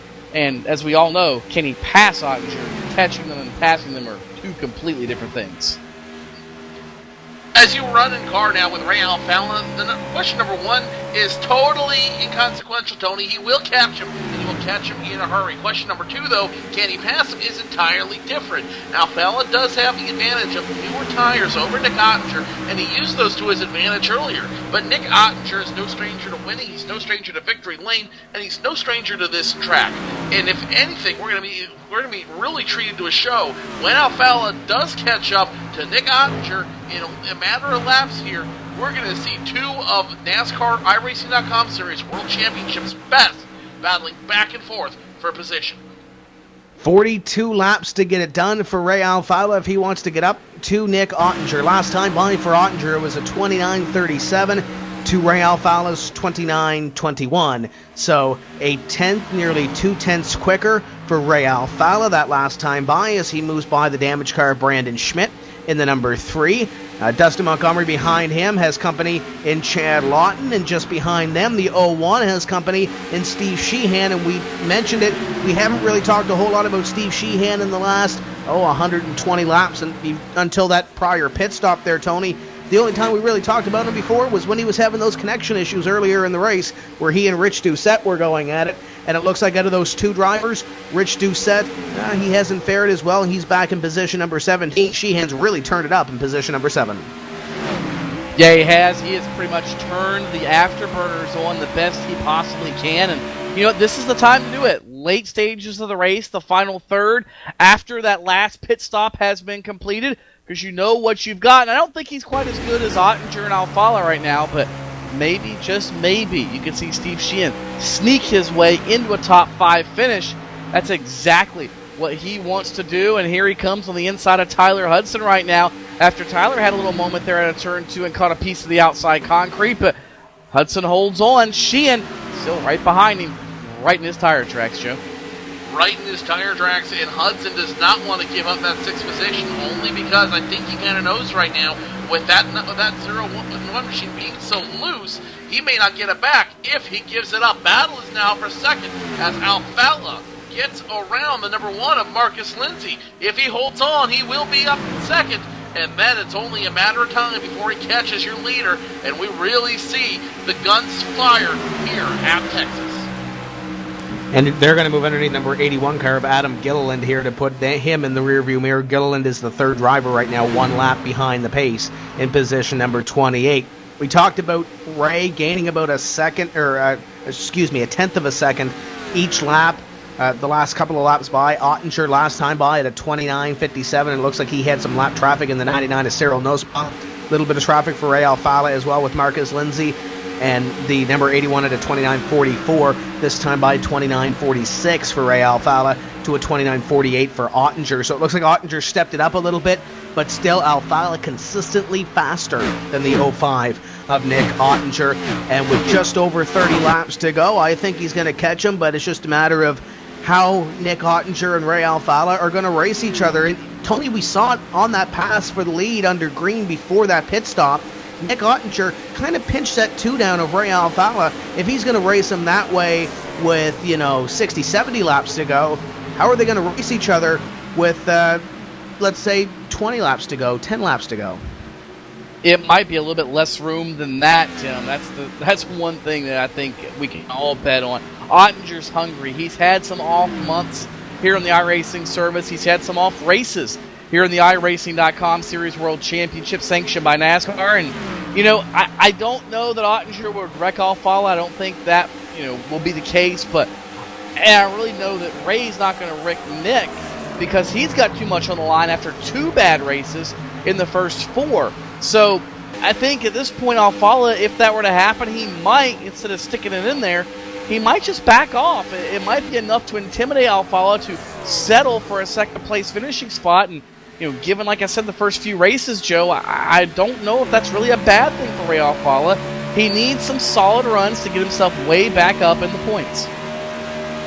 As you ride on board the driver number 6 machine, that's Steve Sheehan, taking a look at the points, Ray Alfalla has 3 starts. He's currently 32nd in points. He lost 10 positions last time around. Alfalla needs a big run in a big way. He needs another top 5 finish to really put himself back up in points. Now, there are only 4, after this will be only 4 races into the season, so there's still plenty of time for him. But the climb begins now, and he really has to continue to show himself, to prove himself out there if he wants to make the drive for 3. He's definitely going to have to step it up here, and we said it'd be off the hop of the show. Texas is really one of those venues that Ray really wants to turn it around, runs well here, likes this racetrack, and there's 1.5-mile races coming up at Charlotte, at Atlanta, at Kentucky, the list goes on, Chicagoland later in the season. There's so many other racetracks that are like this. Keep in mind, though, we have a new build coming up in a couple of weeks' time that might change the car around a little bit, but this might very well play into the hands of Ray Alfaro. We talk about guys that like new builds. John Gorlinski a couple of seasons ago really turned it up when a new build came out to change the car a little bit and the tire a little bit. Guys like Sim Chassis, they're innovators at finding those little niches in these race cars that changes to really get ahead of the competition. This could very well change the game a little bit. We'll have to see who really steps it up here in a couple of weeks' time when that brand new build comes out. Yeah, absolutely, Tim. It's no different than changing the race car in the shop as far as, changing the geometry you run on all your machines or a new tire that comes out or whatever. It's one of the things that keeps iRacing fresh. And personally, as a racer, I like it because you have a new challenge you have to conquer. It might be a minor change, but anybody that's been around racing for a long time knows that a minor change, no matter how minor, is still a very, very big change because of how technical this sport really is, and it's mimicked on the sim side as well with a new build every few months that, as we said, changes the geometry, changes the race car a little bit, and it gives you a whole new deck of cards with which to play your poker game. And on those first few races, yeah, you talk about Gorlinski and others, some guys get a handle of it or a handle on it quicker than the competition. And Joe, that might be all it takes to throw a wrench in this championship to where maybe, some guys that cannot afford any more bad races have another bad race just from sheer fact they aren't up to speed as quickly on the new characteristics with the new build and the new car features that'll be released. And that is a very good point right there that you make, Tony. If you don't have, if you're having a bad season and you already missed one of the first 3 races in the season, if you missed Daytona, if you missed Vegas, if you missed one of those, you're going to be in big trouble. You can't afford to miss another one. You only get one provisional, one throwaway in the entire season. You miss another one, you're going to be in trouble. And in that case, you are definitely not going to have a good time. Ottinger continues to lead, but he is stuck in traffic. Steve Sheehan trying to climb his way up the ladder. He dropped out for a minute, but it looks like he's back on track. I don't think he can afford another dropout like that, Tim. Yeah, Hudson trying to keep away from Steve Sheehan right now. I'm sure he wants a top 5 run, but he's got to run down his teammate in front of him by about a second. Chad Lawton right now currently occupies position number 5, and he's chasing down Dustin Montgomery in car number 8.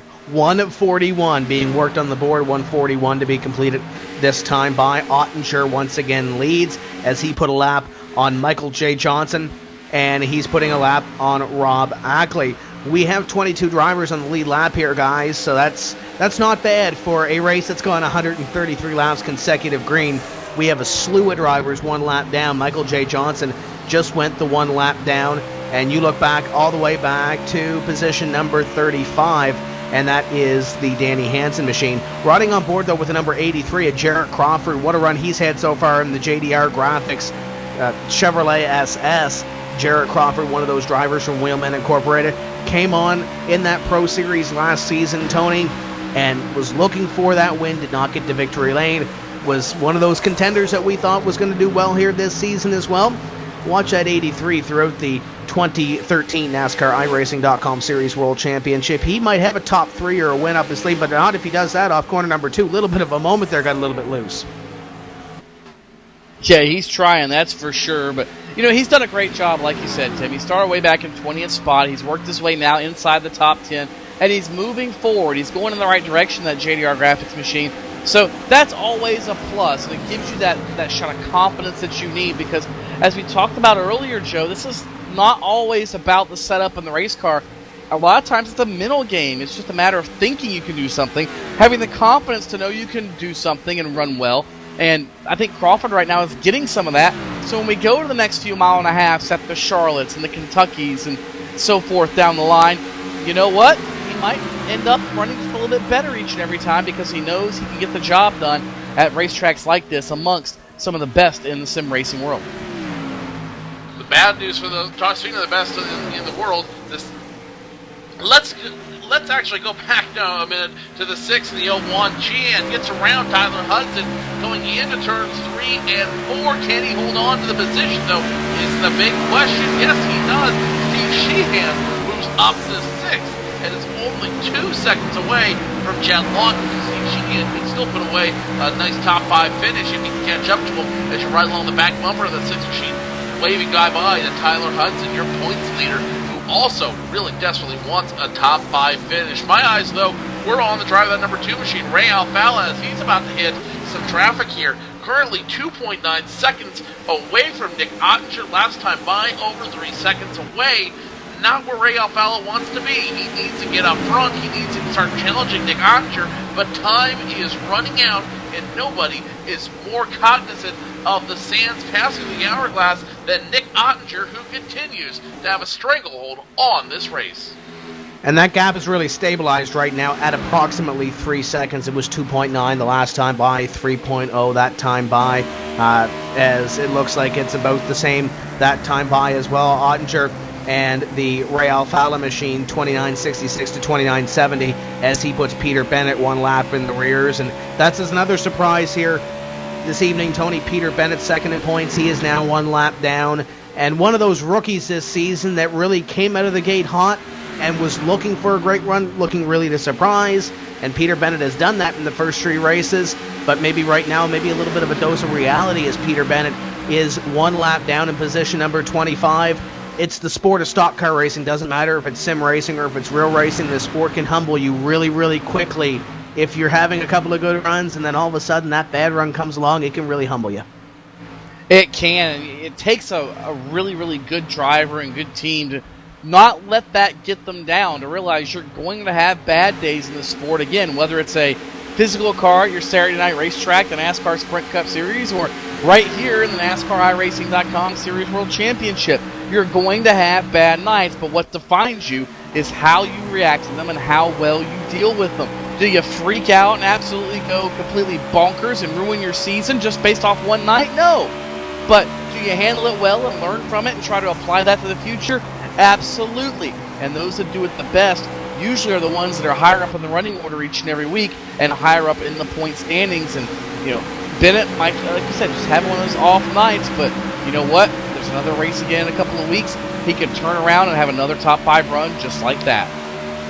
Every other week, there's another race to be had. You have to put the last one behind you and keep the left foot down and keep hammering on the track, as Tim Terry would say. Nick Ottinger very cognizant of this fact as he continues to move forward.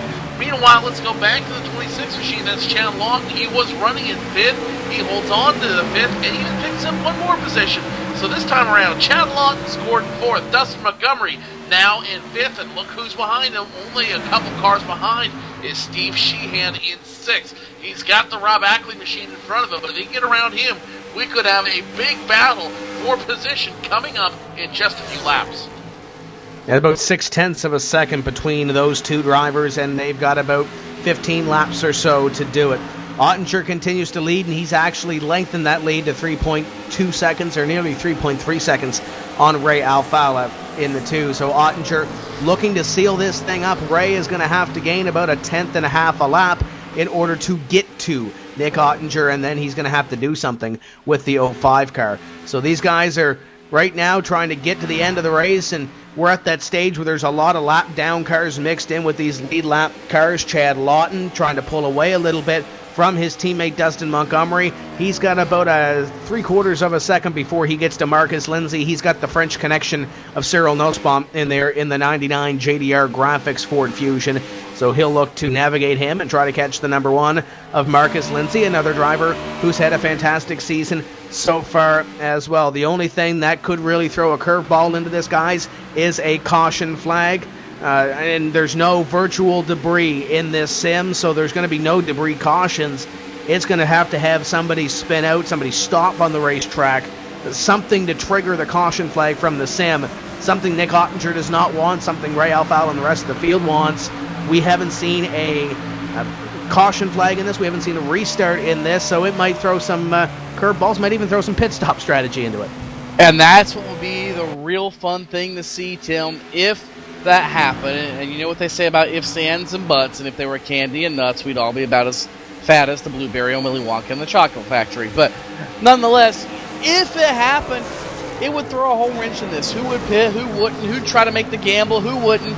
It would certainly be probably pretty ugly, to be honest with you. But you know what?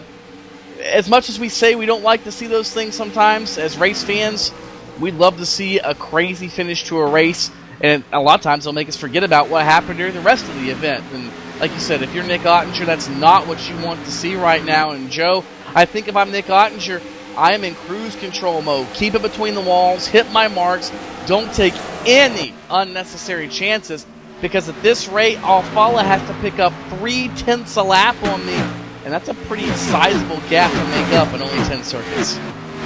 11 to go, 10 when we cross the line next time by, and the big thing here is you have to remember, if a yellow flag comes out, there's no overdrive rule in the NASCAR iRacing.com Series World Championship. If that yellow comes out late in the race, we may end this race under yellow flag conditions. And who does that ultimately benefit? Nick Ottinger in the 05 machine will be able to walk away, have a walk-off win here at Texas. Ray Alfala won't have the shot. So the yellow flag, if it's going to come out for Alfala, it needs to come out in a hurry. It needs to come out in the next couple laps if we want to have that big finish. All the spotters looking for smoke signals in the sky. Nothing happening yet for them. They are all hopefuls. If they're not Nick Ottinger's crew, they're all hopeful. They can see something working for them. Steve Sheehan also hopeful as he's caught up to Dustin Montgomery now. Only a car length between them as they battle for fifth. Jared Crawford in the number 83 wants a spot on Kevin King, and he might have to forcefully take that spot away as Crawford on the back bumper of Kevin King. King in the number 29 going to have to do a little bit of defense here to make sure that the 83 does not get that spot. Leaves him enough room, leaves the door open, then slams that door shut in the middle of 3 and 4. And Jared Crawford is one of those drivers that really doesn't ruffle your feathers unless it's really needed to ruffle those feathers. And I think at this point, Jared Crawford, if he gets to Kevin King again, we might quote-unquote see rule number 1 enforced. Yeah, if I was Jared Crawford with what just happened about a lap ago right here, I would not be very happy. If it happens again, to use the words of Tony Stewart, I'm not hitting the brakes and I'm holding my line. So that might not end well for Kevin King if he wants to chop the nose of the 83 car off once again, but we'll find out. I mean, we've got 7 circuits to go. It's go or be gone at this point. As here comes King, here comes Crawford on King. King wiggled a little bit, and let's see this play out one more time. Crawford might have the run in turn number 3. He peeks the bottom. Kevin King throws the block. Crawford not very happy about it. He's going to try to loosen him up, and he is much closer than he was the last time. Like we said, Joe, he's not backing off. He is there. Kevin King might be ready to go for a ride here towards the end of this race. Kevin King is going to do everything he can to hold off that number 83 machine of Jared Crawford. He's cognizant of being consistent and being strong through the races. Let's run along the front bumper now of that 83 machine. You can see just how close they are and just how tight this battle is getting as time is running out. 5 to go once we cross the line. Kevin King continues to hold on. Jared Crawford not going to be patient for much longer. Another big battle brewing is that one between Sheehan and Dustin Montgomery. Half a car length between them. And Sheehan doing everything he can, overdriving that number 6 machine to try to walk away with a top 5 finish.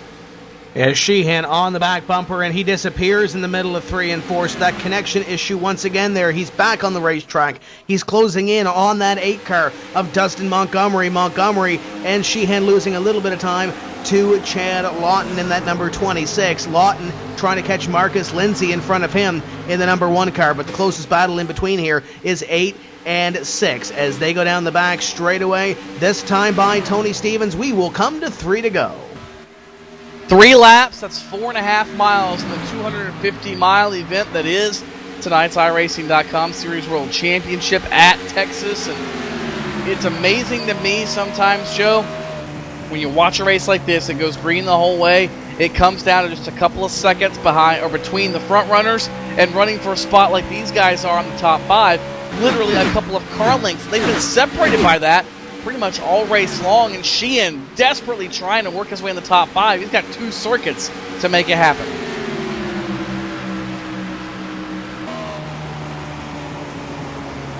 He's got a lot of traffic in front of the 05 machine of Ottinger. Continues to try to fight through traffic as he's getting ready to try to take the white flag here in half a lap. It's only a matter of time. Nick Ottinger can continue to fight it off, but troubles brewing between the 24, the 55, and the 81. These guys could make some trouble for the 05 machine of Ottinger. 81, 55, 24, driving aggressively for position. White flag flies. 1 more to go before Ottinger is winner.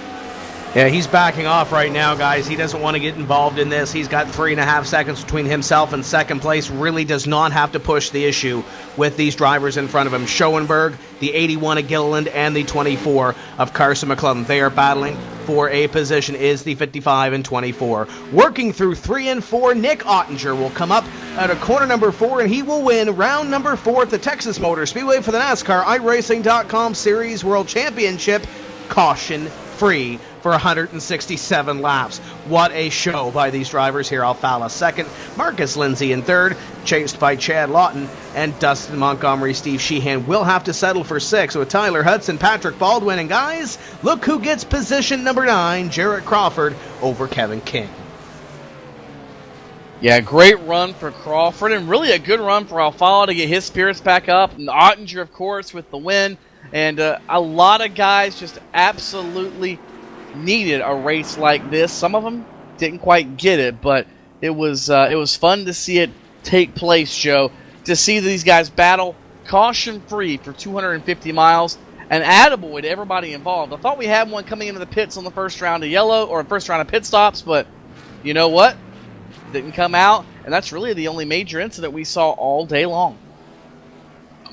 Going back to that last lap, that very last lap, watching the 83 and the 29, as I take a look at another view of it, the 83 is able to get the air loose in the 29, forcing him almost off the track to get that position. Jared Crawford, by any means necessary, picks up that 9th place position, and I'm already seeing a rivalry brewing for next week, as Kevin King is not happy about that move. It wouldn't surprise me to see these guys go aggressively at it next week, or in 2 weeks, I should say. It'll be exciting to see what happens there as Nick Ottinger, your winner here this evening, and we will talk to him as he blows the motor in that Chevrolet SS. Well, we don't need it anyways now. We already won the race. We'll talk to your top 5 finishers in just a few moments' time. Guys, we get to take a breath for our first time in about an hour and a half. We'll be back with the post-race show.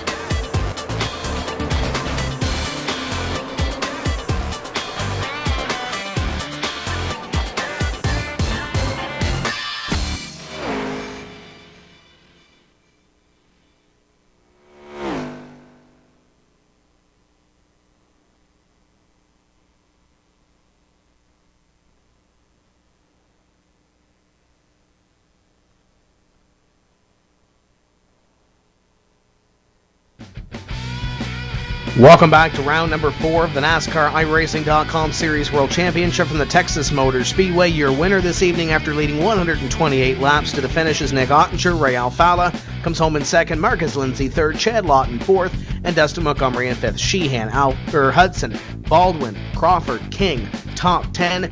Very exciting race, caution-free this evening, 7 lead changes, and your winner is down in victory lane with Nim Cross. Nick Ottinger's your winner, Nim.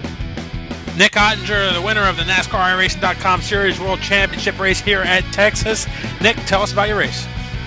I'm gonna tell you, it was a blast from my point of view. Of course, leading a lot, but I mean, I knew we had a good short and long run car, and thankfully it went caution free and pulled away. But it's a lot of time went into putting into the setup and from all my teammates at Gale Force Racing, but we had a long run last season here, and we were running good, and just late race restarts last season when we ran here just got shuffled back on restarts, but I'm glad we came out here with the win.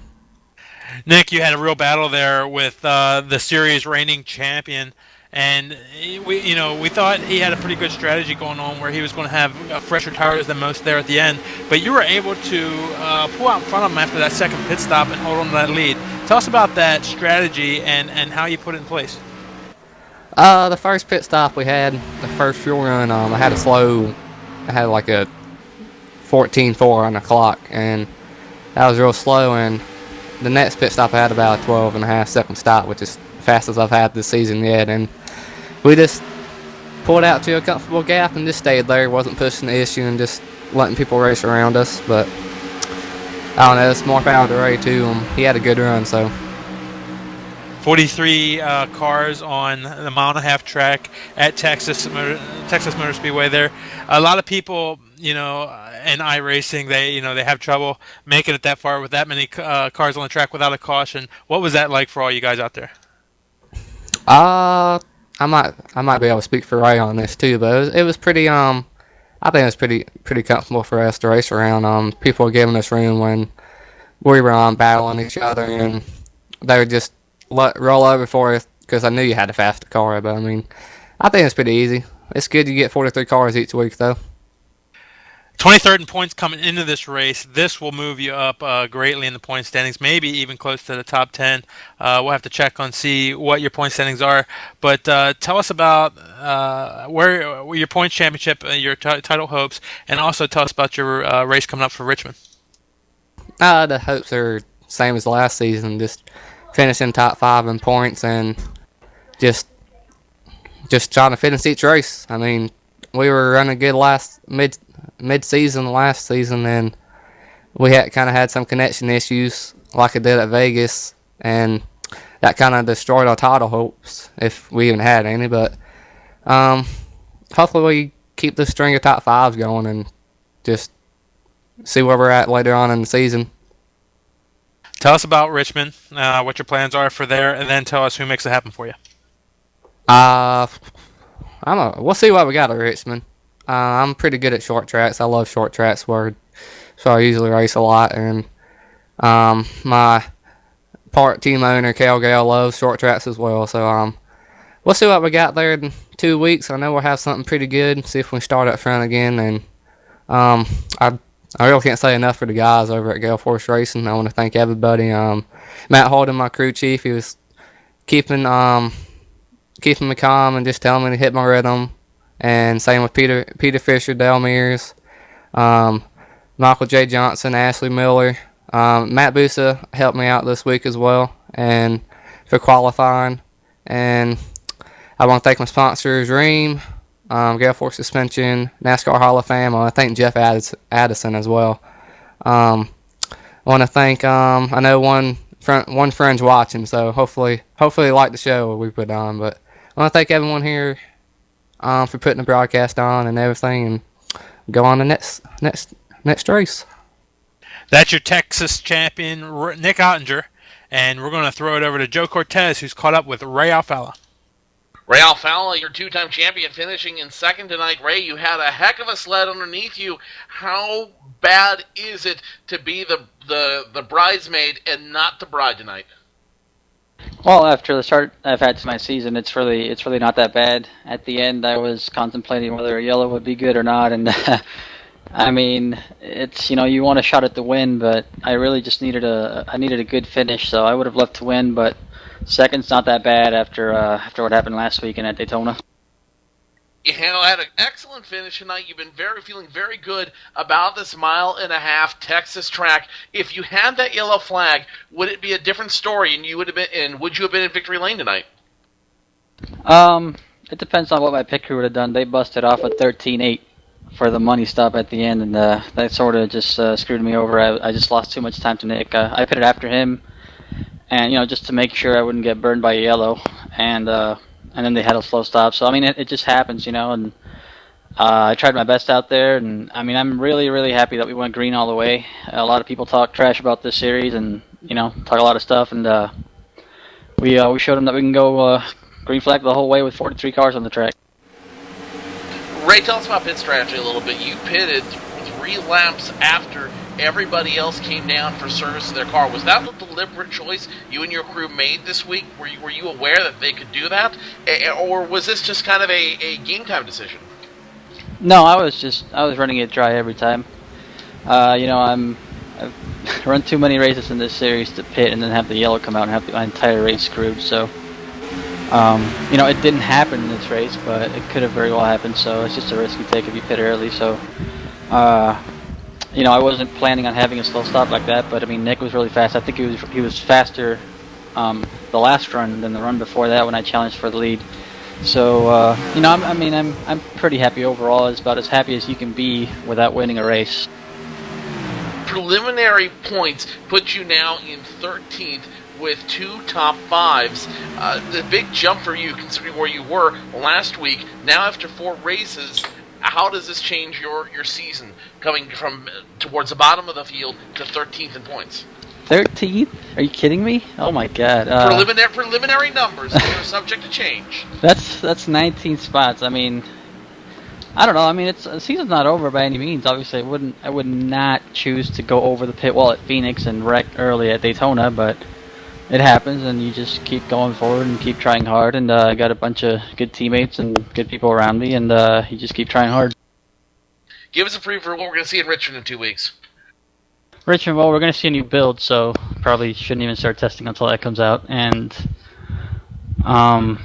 hopefully it's a clean race. I know the pro race over the winter, I think, went caution-free there, so it's possible.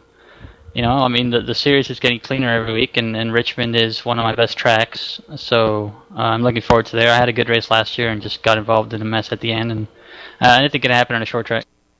Ray, Ford has still not gotten its first win in iRacing. Is Ford going to bring it home in Richmond in 2 weeks?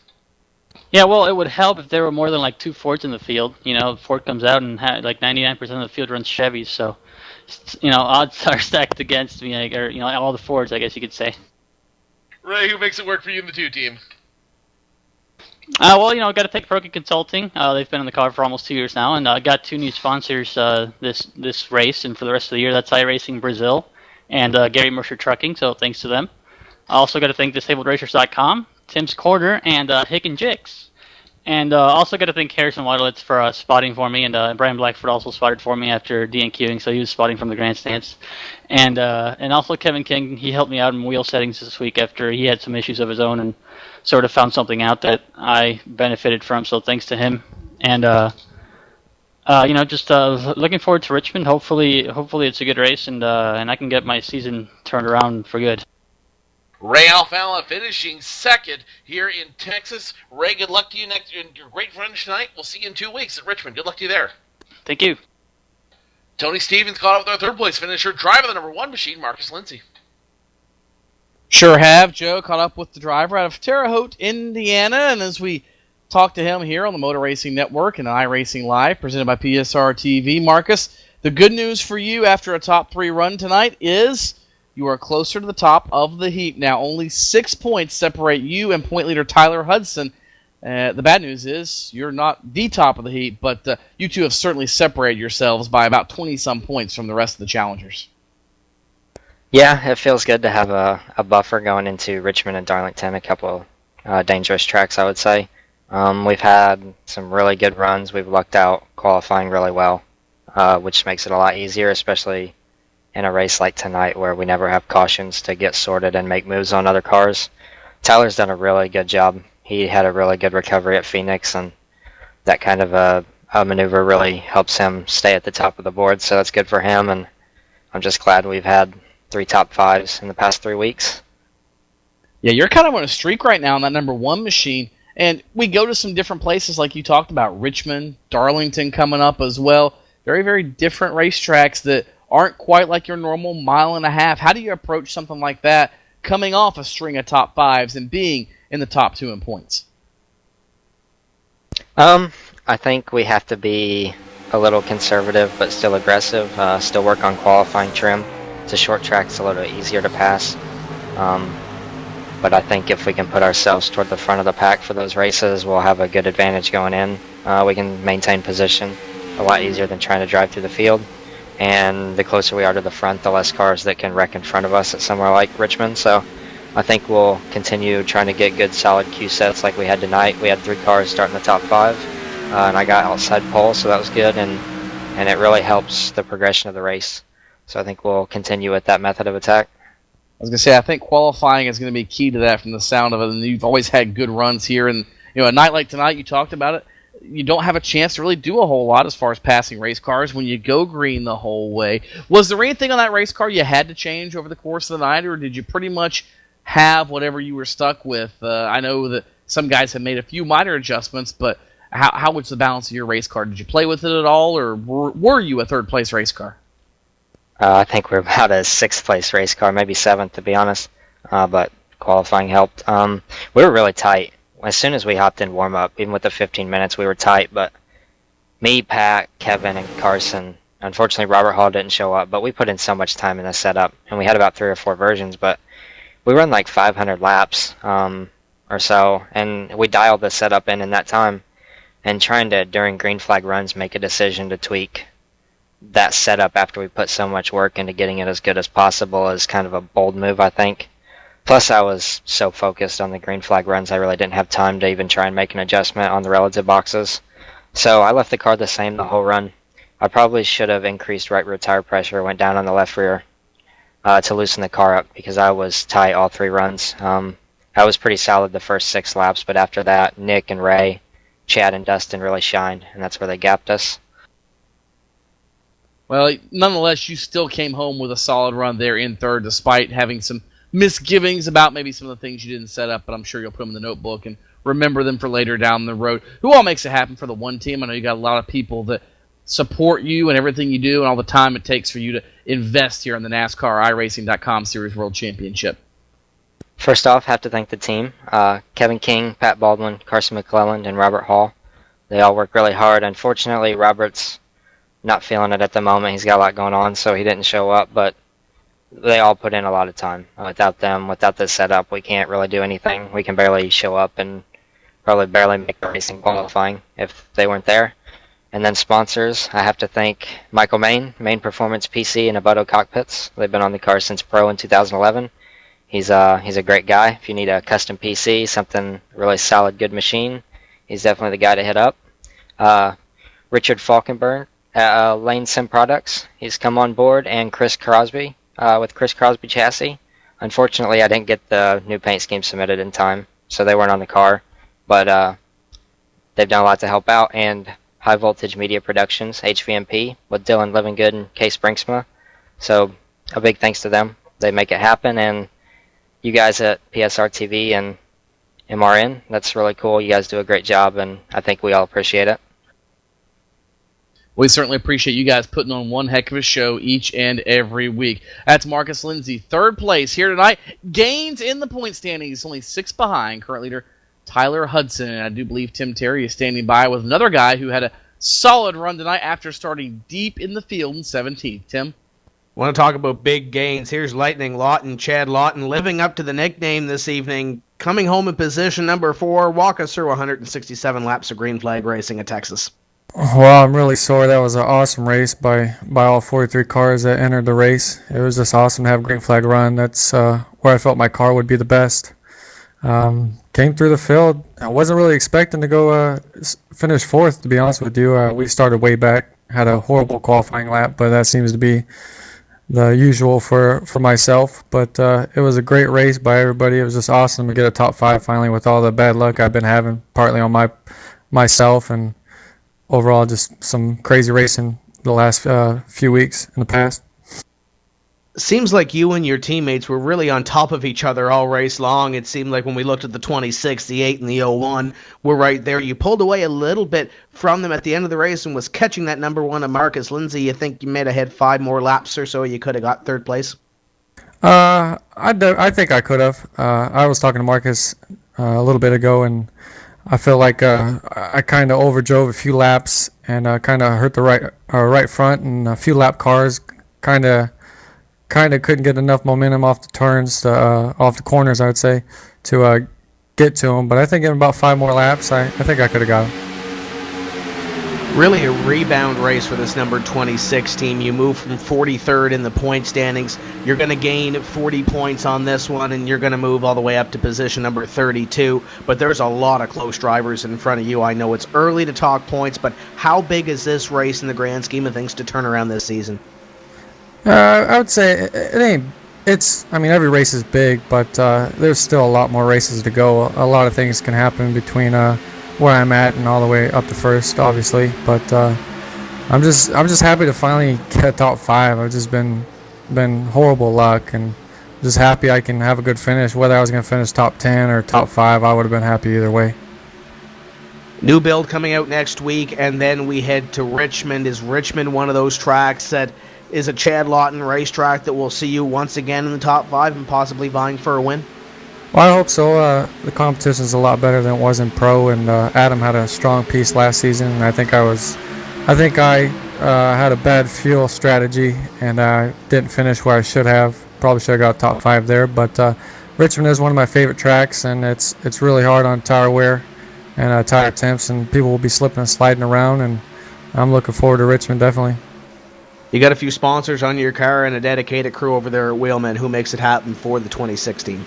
Obviously, everybody at Wheelman, you guys know who you are. I'm not going to go down the list. There's a long list. DHL, Brandon Davis. Definitely going to have DHL on all the night races. I'll have that car.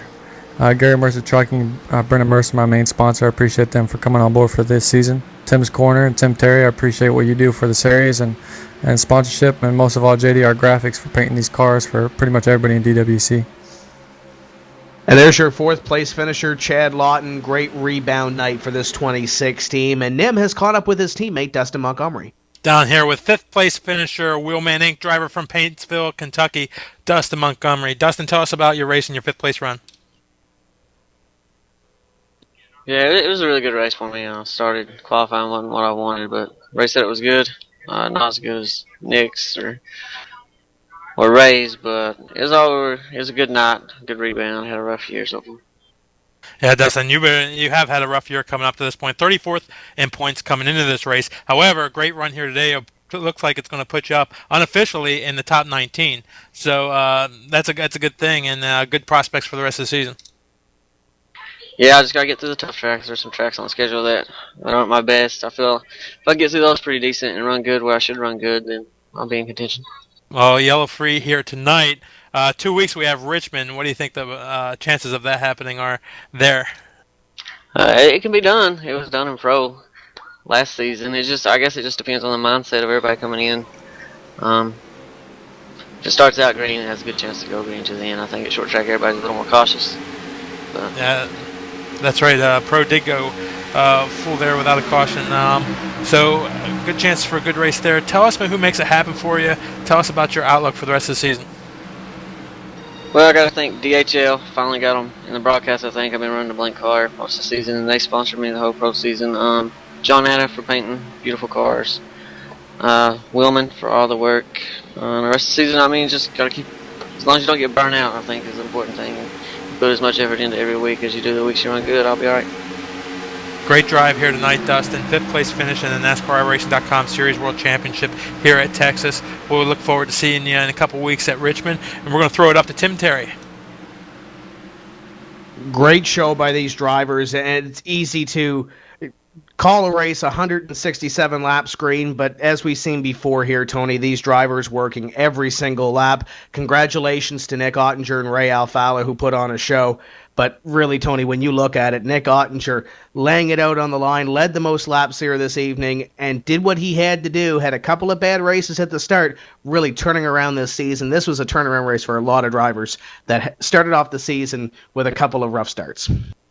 Yeah, it really was, Tim, and it's good to see a lot of them be able to get that turnaround that they so desperately needed. And we talked to the outside of the show about how early in the season it is, but it can set the tone for the 18 races if you don't have some sort of positive momentum in the first 4 or 5 showings. And I think we've seen that now from guys like Steve Sheehan, who has been good and shown speed, just had some bad luck. You've got guys like Ray Alfala who have had 2 bad races now in 4. It could have been 3 tonight, but he now is starting to get things turned around. Maybe he's jumped up inside the top 15 in points. Brian Schoenberg's inside the top 10 in points. Good run for him. So a lot of guys able to get this season started off right, but I think the biggest story is going to be some of the guys who haven't gotten the season started off right. The John Adams of the world, the Brian Blackfords of the world, the Brad Davies who had just horrible luck tonight trying to get into the show. Same with Josh Berry trying to get into the show as well. So, a lot of different stories to follow as we go to Richmond in a couple of weeks. And Joe, that place is probably not where you want to go if you're having bad and horrible luck. 3/4 mile D-shaped oval where there's not a lot of room to hide if something goes wrong. Not a lot of room to hide, but remember this, Tony. We are only 4 races, and in 2 weeks, at the end of April, will only be 5 races into a very, very long season. That'll still leave 17 races left to go. So it is never too late to mend. It is never too late to turn around. And for some of those guys tonight, for some of these guys who had great runs, like Ottinger, like Ray Alfala, it's not too late to turn this season around. Every start counts, every position counts, and everything they do from here on out will determine their path towards that big payday and being called the next NASCAR iRacing.com Series World Champion. And yes, that is a real NASCAR trophy they will be hoisting at Homestead Miami Speedway at the end of the Sprint Cup season. So Texas, I think, for a lot of these guys, was a big wake-up call. Tonight is the charge. Tonight is where we start. And where it goes from here, only they will be able to tell, Nimcross. Yeah, Ray Alfala is making his bid to defend his championship. He starts it here tonight, and he will be a factor come to the end of this season. We head to the Bull Ring next week, short track, or in 2 weeks at Richmond. That will be very telling in itself also, and those who want to contend for the championship are going to have to fight their way through a lot of traffic and a lot of possibly a lot of accidents to get out of there clean too. So I think you're right, Joe. I think it starts here, and Ray's on his way, and a number of other drivers are making their way back to the top also. And you know what, guys, not to put any jinxes on this, but when we raced pro at Richmond, we went 200 laps caution-free, and it was won by Adam Gilliland. So it can be done next week or 2 weeks' time as well at the Richmond International Raceway. Can't wait to get there. All 43 drivers in the racetrack this evening put on a fantastic show. Congratulations once again to Nick Ottinger. 2 weeks' time, we head to Richmond. Check out wcs.iracing.com for all the information on this series, and follow at iRacing, WCS at iRacing, and of course at PSRTV on Twitter for all the upcoming information on broadcasts for the NASCAR iRacing.com Series World Championship. For the whole broadcast crew, Ilka Hapola, Matt Racing Kid Thomas, Ian Bushing, Paul Johnson, Zach Stanko, Tony Stevens, Joe Cortez, Nim Cross. I'm sure I'm forgetting somebody here as I'm stumbling through it. My name is Tim Terry, saying we will see you in 2 weeks' time when we say, let's go racing from the Richmond International Raceway. Keep the hammer down, and we'll see you at the track.